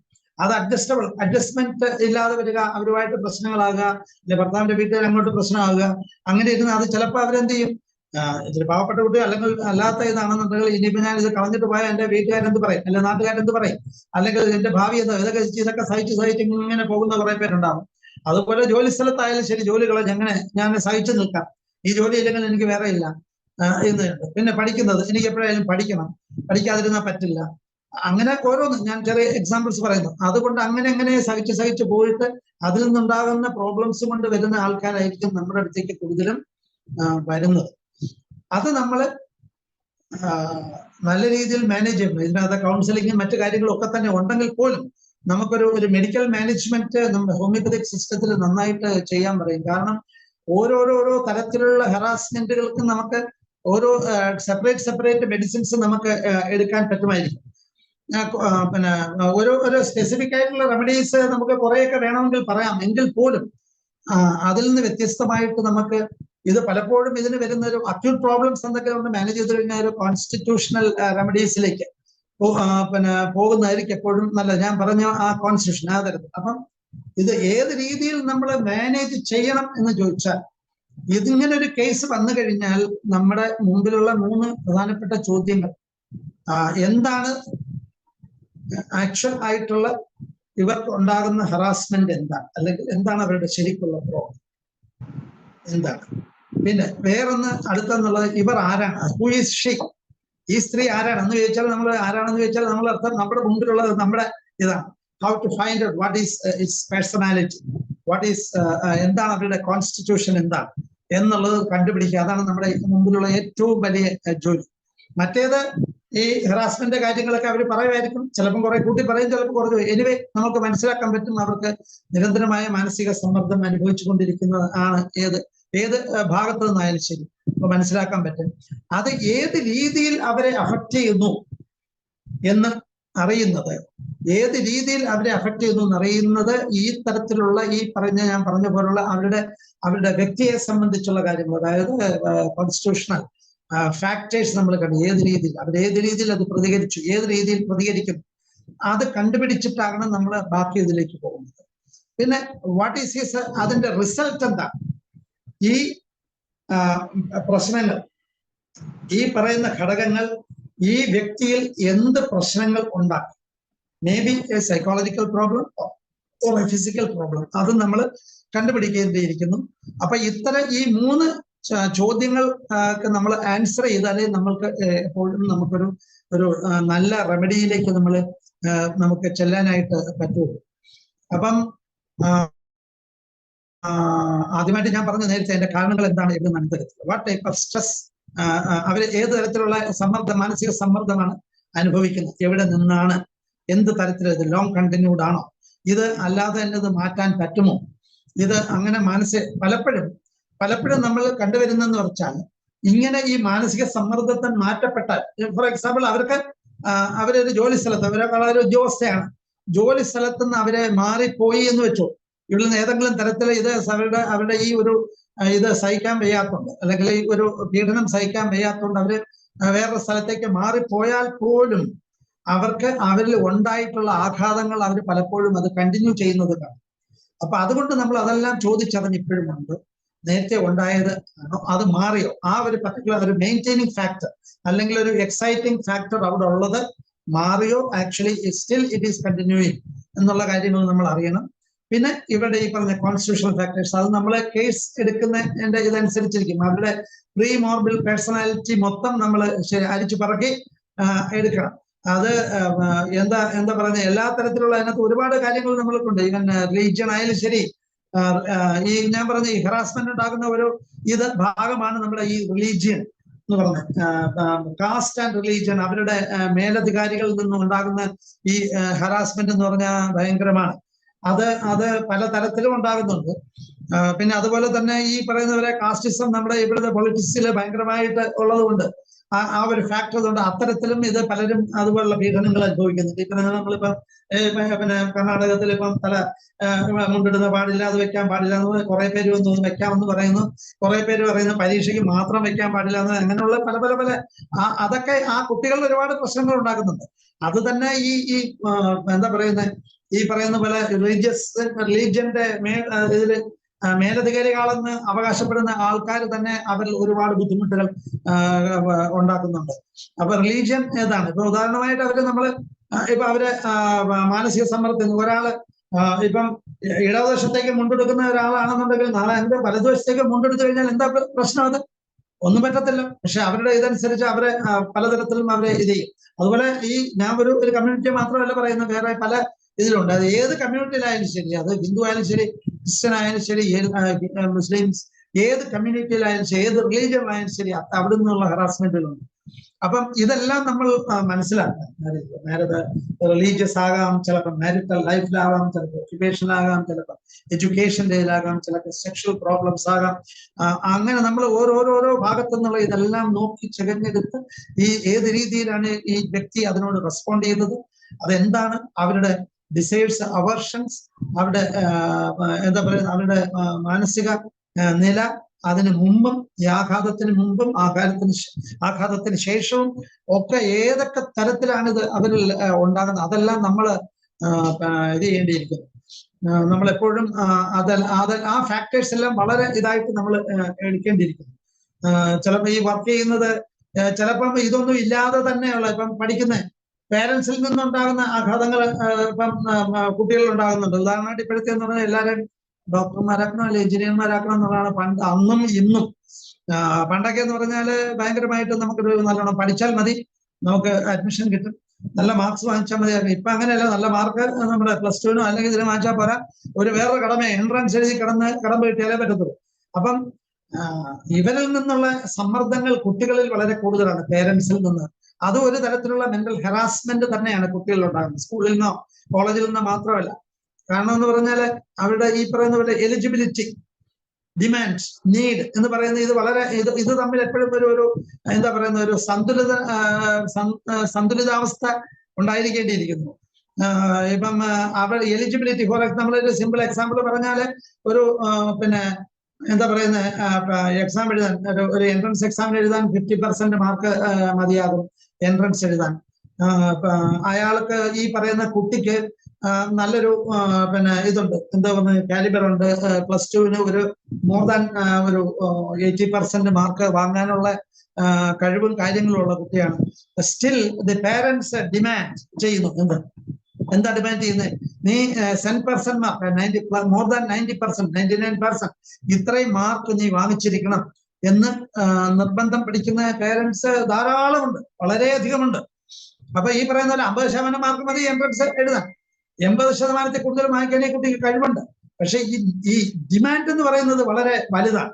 അപ്പൊ ഇതെല്ലാം കൂടെ അവരിൽ ഒരു ഈ പറയുന്ന പോലെ ഒരു ഇൻട്രാ പേഴ്സണൽ പ്രോബ്ലംസ് ഇങ്ങനെ ഭയങ്കരമായിട്ട് ഉണ്ടാക്കിയത്. എന്ത് ചെയ്യണം, ഞാനിത് എങ്ങനെ പഠിക്കണം, ഇതിപ്പം പഠിക്കണം, ഇത് ഇത്ര പഠിക്കണമെങ്കിൽ ഞാൻ ഉറക്കളച്ചിരുന്നിട്ട് അവസാനം ടെൻഷൻ അല്ലെ ആങ്സൈറ്റി കൂടി ഇങ്ങനെ വരും. ഉത്കണ്ഠയൊക്കെ കൂടി കഴിയുമ്പോഴത്തേക്ക് എന്ത് പറ്റും? ഉത്കണ്ഠ അങ്ങ് വല്ലാണ്ട് കൂടി ഒരു ആങ്സൈറ്റി ഒരു പരിധിയിൽ കൂടി കഴിഞ്ഞാൽ പെർഫോമൻസ് ഭയങ്കരമായിട്ട് കുറയും. കാരണം ആങ്സൈറ്റിയും പെർഫോമൻസും എപ്പോഴും ഇങ്ങനെ കൂടി കുറച്ച് അങ്ങോട്ട് വരുന്നതാണ്. ഒരു ഗ്രാഫിന്റെ ഒരു ഭാഗം വരെ അത് രണ്ടും ഒരേ പാരൽ ലൈനിൽ വർക്ക് ചെയ്യും. ആങ്സൈറ്റി കൂടുന്തോറും പെർഫോമൻസും കൂടിക്കൊണ്ട് ഒരു ഭാഗത്ത് വരുമ്പോഴത്തേക്ക് അത് നേരെ തിരിച്ചിങ്ങ് താഴെ പോരും. ആങ്സൈറ്റി അങ്ങ് മേളിലോട്ട് പോവുകയും ചെയ്യും, പെർഫോമൻസിങ് താഴെ പോയി. അപ്പൊ അതൊക്കെ ഈ കുട്ടികളിൽ ഭയങ്കരമായിട്ടുള്ള മാനസിക ആഘാതങ്ങൾ ഉണ്ടാകുന്നതാണ്. ചെറിയ കുട്ടികളിൽ പോലും ചെറിയ ക്ലാസ്സിൽ നിന്ന് തന്നെ ഭയങ്കര കോമ്പറ്റീഷനാണ്. പേരൻസോ അല്ലെ കുട്ടികളുടെ പേരൻസും ബാക്കിയുള്ളവരൊക്കെ അതിനെ ഭയങ്കരമായിട്ട് ചിലപ്പം ഇത് ചെയ്യാറുണ്ട്. അത് മനഃപൂർവ്വമായിരിക്കില്ല, പക്ഷെ ഈ ഒരു കോമ്പറ്റീഷൻ ഈ എഡ്യൂക്കേഷണൽ ഫീൽഡ് ഭയങ്കരമായിട്ട് ഉള്ളതുകൊണ്ടായിരിക്കും. അപ്പൊ അതുകൊണ്ട് നമ്മുടെ വീട്ടിൽ നിന്ന് തന്നെ നമുക്ക് ഉണ്ടാകും. അപ്പം അതൊക്കെ നമ്മൾ ആ ഫാക്ടേഴ്സ് ഒക്കെ നമ്മൾ കൺസിഡർ ചെയ്തിട്ട് വേണം നമ്മൾ കേസ് എടുക്കാൻ.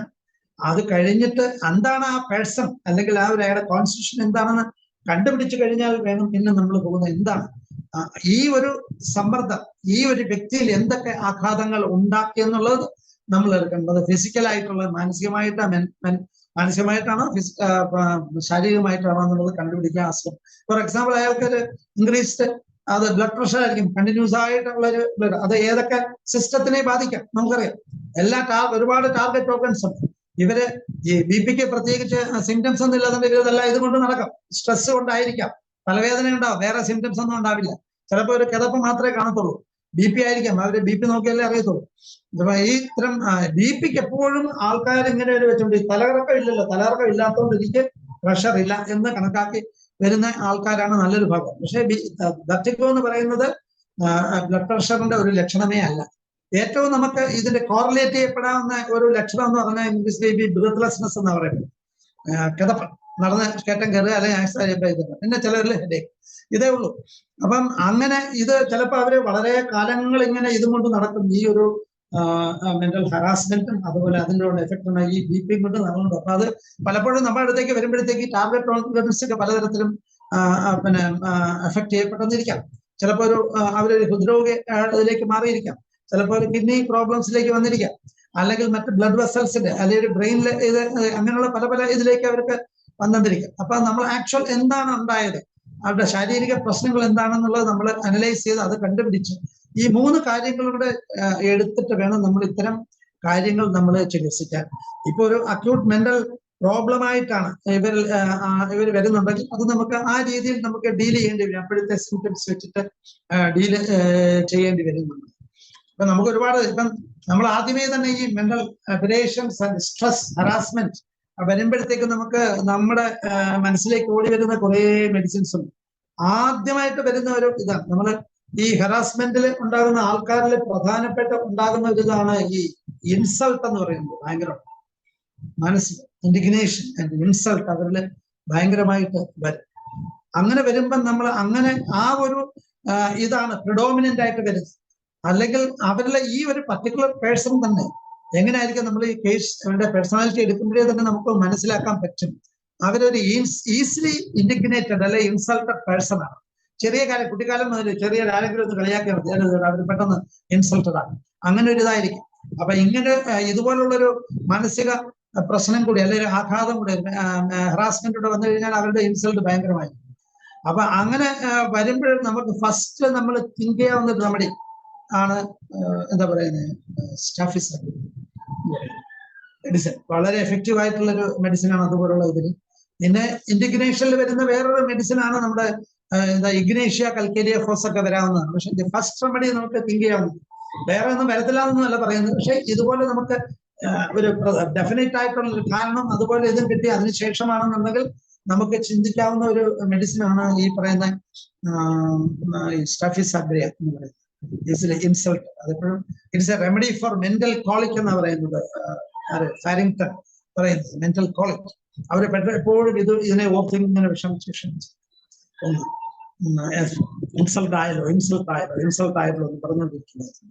അതുപോലെ തന്നെ എപ്പോഴും ഇതിനെപ്പറ്റി ഇവർക്കുണ്ടാകുന്ന അനുഭവങ്ങളെ പറ്റി എപ്പോഴും ചിന്തിച്ച് അതിനെപ്പറ്റി ഇങ്ങനെ അയവിറക്കിയിരിക്കുന്ന ആൾക്കാർ എപ്പോഴും അതിനെപ്പറ്റി മാത്രം ചിന്തിക്കുക. എപ്പോഴും ഇങ്ങനെയുള്ള ഇവർക്ക് ഉണ്ടാകുന്ന അൺപ്ലസന്റ് ആയിട്ടുള്ള കാര്യങ്ങളെ പറ്റി മാത്രം ചിന്തിച്ചുകൊണ്ട് അവരെന്നെ അങ്ങനെ ചെയ്തല്ലോ, അവരിങ്ങനെ ചെയ്തല്ലോ. എപ്പോഴും അവർ ജോലി ചെയ്യുമ്പോൾ പല കാര്യങ്ങളും ഇതിനെപ്പറ്റി ആയിരിക്കും ചിന്തിക്കും. എപ്പോഴും അങ്ങനെ ഒരു കാര്യത്തിലൊക്കെ ഇങ്ങനെ എതിർക്കുന്നവരുടെയൊക്കെ ഒരുപാട് റെമഡീസ് ഉണ്ട്. അതിൽ ആദ്യമായിട്ട് നമുക്ക് ചിന്തിക്കാവുന്ന ഒരു റെമഡി ഇതാണ്, ദാറ്റ് ഈസ് നാട്രമ്യൂറോൺ. ഇങ്ങനെയുള്ള ചിന്തകളിലേക്ക് മാത്രം അവർക്കുണ്ടായ ദുരനുഭവങ്ങൾ വേറെ ഒന്നും അവർക്ക് ചിന്തിക്കാനില്ല. വേറെ അവർ എപ്പോഴും ഇതിനെപ്പറ്റി മാത്രം ചിന്തിച്ച് മനസ്സ് വിഷമിച്ച് അവരുടെ മനസ്സും ശരീരവും എപ്പോഴും ബുദ്ധിമുട്ടുള്ള അവർ തന്നെ ആക്കിക്കൊണ്ടേ ഇരിക്കുന്ന ഇതുണ്ട്. അതങ്ങനെ ചിന്തിക്കാവുന്ന ഒരു പ്രധാനപ്പെട്ട മെഡിസിൻ ആണ് നമുക്ക് നാട്രമ്യൂർ എന്ന് പറയുന്നത്. പിന്നെ അതുപോലെ തന്നെയാണ് അതൊരു ലോങ് കണ്ടിന്യൂഡ് നമുക്കറിയാം medicine for long continued grief. അത് നാട്രമ്യൂർ, ഇഗ്നേഷ്യ, പൾസാറ്റില, സെപ്യ, ഫോസ്ഫോറിക് ആസിഡ്, ഓപ്പിയം.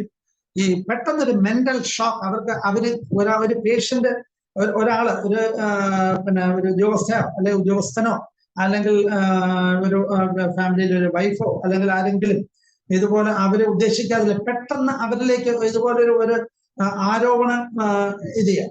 അവർക്ക് പെട്ടെന്ന് സഡൻ ആയിട്ട് അവരിൽ ഒരു മെന്റൽ ഷോക്ക് ഉണ്ടായിട്ട് ആകെപ്പാടെ വയലൻസിലേക്കോ അല്ലെങ്കിൽ ഇതിലേക്കോ തളർച്ചയിലേക്കോ വീഴുകയോ ഹാർട്ട് എങ്ങനെ ഉണ്ടാകുന്നതിനുള്ള ആദ്യം നമുക്ക് ചിന്തിക്കാവുന്ന റെമഡിയാണ് ഓപ്പിയം എന്ന് പറയുന്നത്. ഓപ്പിയമാണ് ദി മെന്റൽ ഷോക്കിന്റെ ഏറ്റവും പ്രധാനപ്പെട്ട കംപ്ലൈന്റ്സ് ഫ്രം മെന്റൽ ഷോക്ക്. അത് ഏത് രീതിയിൽ ആയാൽ ശരി ഉള്ള മെന്റൽ ഷോക്ക് ഉണ്ടാക്കാവുന്ന ഇതാണ്. പിന്നെ ഞാൻ നേരത്തെ പറഞ്ഞ ഒരു ഗ്രൂപ്പ് ഓഫ് ഈ സ്യൂഡോസോറിക്സിബിലിറ്റി, അതായത് എല്ലാം ഇങ്ങനെ മനസ്സിലിട്ട് ഇങ്ങനെ ഭയങ്കരമായിട്ട് സൈലന്റ് ആയിട്ട് ഗ്രീവ് ചെയ്യുന്ന ആൾക്കാർ എന്ന് പറയുന്നത്. സൈലന്റ് അങ്ങനെ വരുന്ന 3-4 റെമഡിയാണ് ഞാൻ നേരത്തെ പറഞ്ഞത്. ഇഗ്നേഷ്യ, നാട്രമ്യൂർ, പൾസാറ്റില, സെപ്യ, ഇങ്ങനെയുള്ള ഒരുപാട് കാര്യങ്ങൾ. അപ്പം ഇതൊക്കെ തന്നെ. അതുപോലെ ലാക്കസിസ്, ഒരാള് അവരുടെ പ്രസ്റ്റീജ് നഷ്ടപ്പെട്ടു കഴിഞ്ഞാൽ, ഏതെങ്കിലും തരത്തിൽ ലോസ് ഓഫ് പ്രസ്റ്റീജ്, ആത്മാഭിമാനത്തിന് ക്ഷതം പറ്റുന്ന രീതിയിൽ ഉണ്ടായി കഴിഞ്ഞാൽ അത് അവരെ ഭയങ്കരമായിട്ട് അലട്ടുകയും അതോടൊപ്പം തന്നെ അവർ ഒരു റെവെഞ്ച്ഫുൾ ഇതിലേക്ക് പോകുന്ന ആൾക്കാരിലും നമുക്ക് ഒരു സംശയമില്ലാതെ പ്രിസ്ക്രൈബ് ചെയ്യാവുന്ന ഒരു മെഡിസിനാണ് ലാക്കസിസ്. ആത്മാഭിമാനത്തിലുള്ളാകുന്ന ക്ഷതം, ഇതുപോലുള്ള ഏതെങ്കിലും തരത്തിലുള്ള കുറ്റാരോപണങ്ങൾ ഉണ്ടാക്കി അവരെ മാനസികമായിട്ട് ഇത് ചെയ്ത് പബ്ലിക്കിന്റെ മുമ്പിൽ അവരെ ചോദ്യം ചെയ്യപ്പെടുകയും എന്താ പറയുന്നത് ഇൻസൾട്ട് ചെയ്യപ്പെടുകയും ചെയ്യുന്ന ഒരു ആൾക്കാരിൽ നമ്മൾക്ക് ഏറ്റവും കൂടുതൽ ചിന്തിക്കാൻ പറ്റുന്ന ഒരു മെഡിസിനാണ് ലാക്കസിസ്.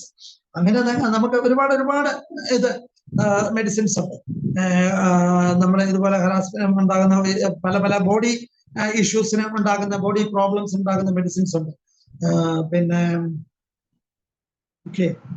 ഹ്യൂമിലിയേഷൻസ്, ഞാൻ നേരത്തെ പറഞ്ഞു ഹ്യൂമിലിയേഷൻസ് പല ഭാഗത്തു നിന്നുണ്ടാവും. അത് ഈ പറയുന്ന പോലെ എന്താ പറയുക, നമ്മുടെ സുപ്പീരിയർ ഓഫീസേഴ്സ് ആയിരിക്കാം, അല്ലെങ്കിൽ വീട്ടിൽ നിന്നായിരിക്കാം, ഭർത്താവിന്റെ ഭാഗത്തു നിന്നായിരിക്കാം, ടീച്ചേഴ്സിൽ നിന്നായിരിക്കാം, അല്ലെ ടീച്ചേഴ്സിൽ പിന്നെ സ്റ്റുഡൻസിൽ നിന്ന് ടീച്ചേഴ്സിനുണ്ടാകാം, തിരിച്ചുണ്ടാകാം. മാത്രമല്ല ഇതിൽ നിന്ന് എംപ്ലോയറിനുണ്ടാകാം. അങ്ങനെയുള്ള തരത്തിലുള്ള ഹ്യൂമിലിയേഷൻസ് ഭയങ്കരമായിട്ട് ഉണ്ടായി കഴിഞ്ഞാൽ ഉണ്ടാകുന്ന റെമഡീസ് ആണ് ലൈക്കോപോഡിയം, ഇഗ്നേഷ്യ, സൾഫർ, നെക്സോമിക്ക.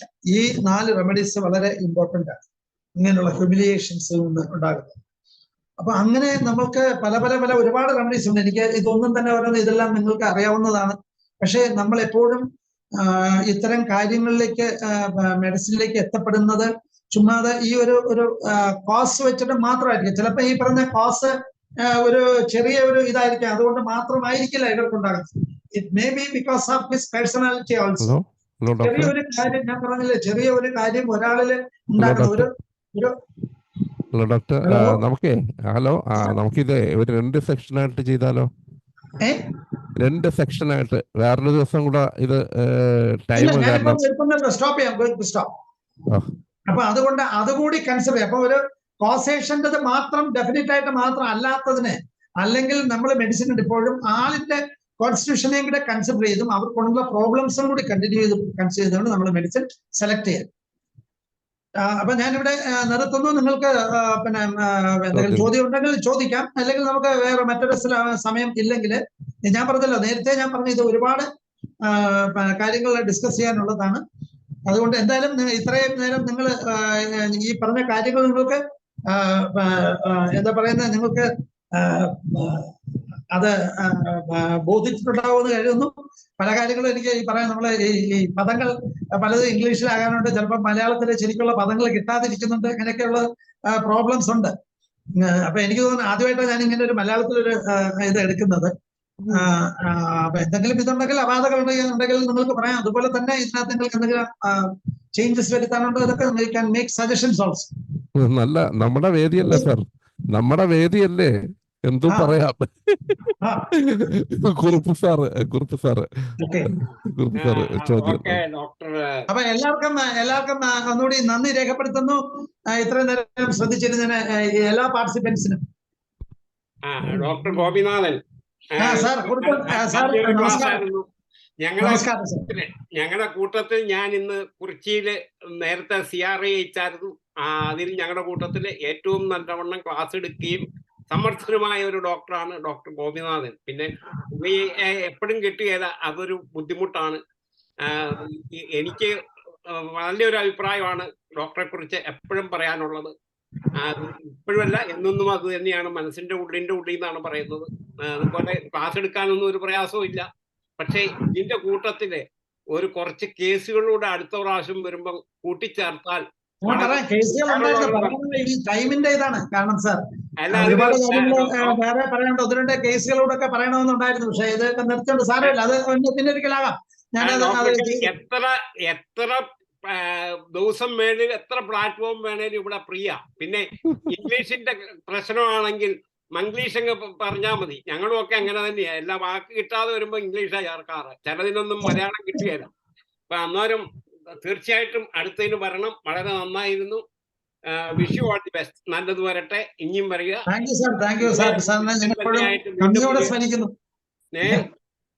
എപ്പോഴും നന്ദിയോടെ സ്മരിക്കുന്നു സാറിനെ. കോണ്ടാക്ട് എപ്പോഴും സംസാരിക്കുന്നില്ല എന്നുള്ളതേ ഉള്ളൂ. Okay, thank U. Wish you all the best. നല്ലത് വരട്ടെ. Okay, thank U. ഏതായിരുന്നാലും വളരെ നല്ലൊരു തീപ്പൊരി പ്രസംഗമായിരുന്നു. ഏതായിരുന്നാലും ഇതൊരു വലിയ വിഷയമാണ്. കാരണം എന്ന് വെച്ചിട്ടുണ്ടെങ്കിൽ നമ്മൾ പല ആംഗിളാണല്ലോ, ഓരോ ഭാഗമായിട്ട് എടുത്തു തീർന്നാൽ, ഇന്ന് നമ്മൾ നോക്കി തീർന്നാൽ ഇന്ന് പീഡനം എന്ന് പറയുന്നതിന്റെ വാക്കിന്റെ അർത്ഥം തന്നെ ഇങ്ങനെ മാറി മാറി മാറി മാറി വന്നുകൊണ്ടിരിക്കുകയാണ്. ഇപ്പൊ അതിന്റെ ഇംഗ്ലീഷിൽ കൂടെ ഒരു സെക്ഷൻ എടുക്കണേ, കാരണം അത് ഇന്റർനാഷണലിൽ വരട്ടെ. ഇംഗ്ലീഷിൽ കൂടെ എടുക്കണമെന്ന്, ഇംഗ്ലീഷ് സെക്ഷനിൽ കൂടെ എടുക്കണമെന്ന്. ഇത് തന്നെ മനസ്സിലായില്ല സാർ. ഇംഗ്ലീഷിലൊരു സെക്ഷൻ കൂടെ ഡോക്ടർ എടുക്കണമെന്ന്. ഇംഗ്ലീഷിൽ കൂടെ ഇന്റർനാഷണലിൽ പോകുന്നതല്ലേ. Okay, thank you very much. ഇനി ആർക്കെങ്കിലും ഏതാനും മിനിറ്റുകളിലൂടെ ഉണ്ട്, ആർക്കെങ്കിലും എന്തെങ്കിലും ചോദ്യങ്ങൾ ചോദിക്കാറുണ്ടെങ്കിൽ ചോദിക്കാം.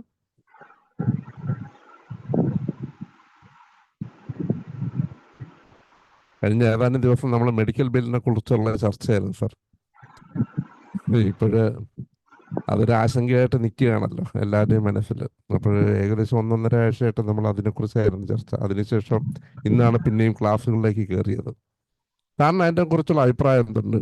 ഈ പീഡനത്തെ കുറിച്ച് മെഡിക്കൽ ബില്ല് ഇല്ലില്ല, അതൊന്നും നമുക്കൊരിക്കലും അവര് പറയുന്നത് ദഹിക്കുന്നതൊന്നുമല്ല.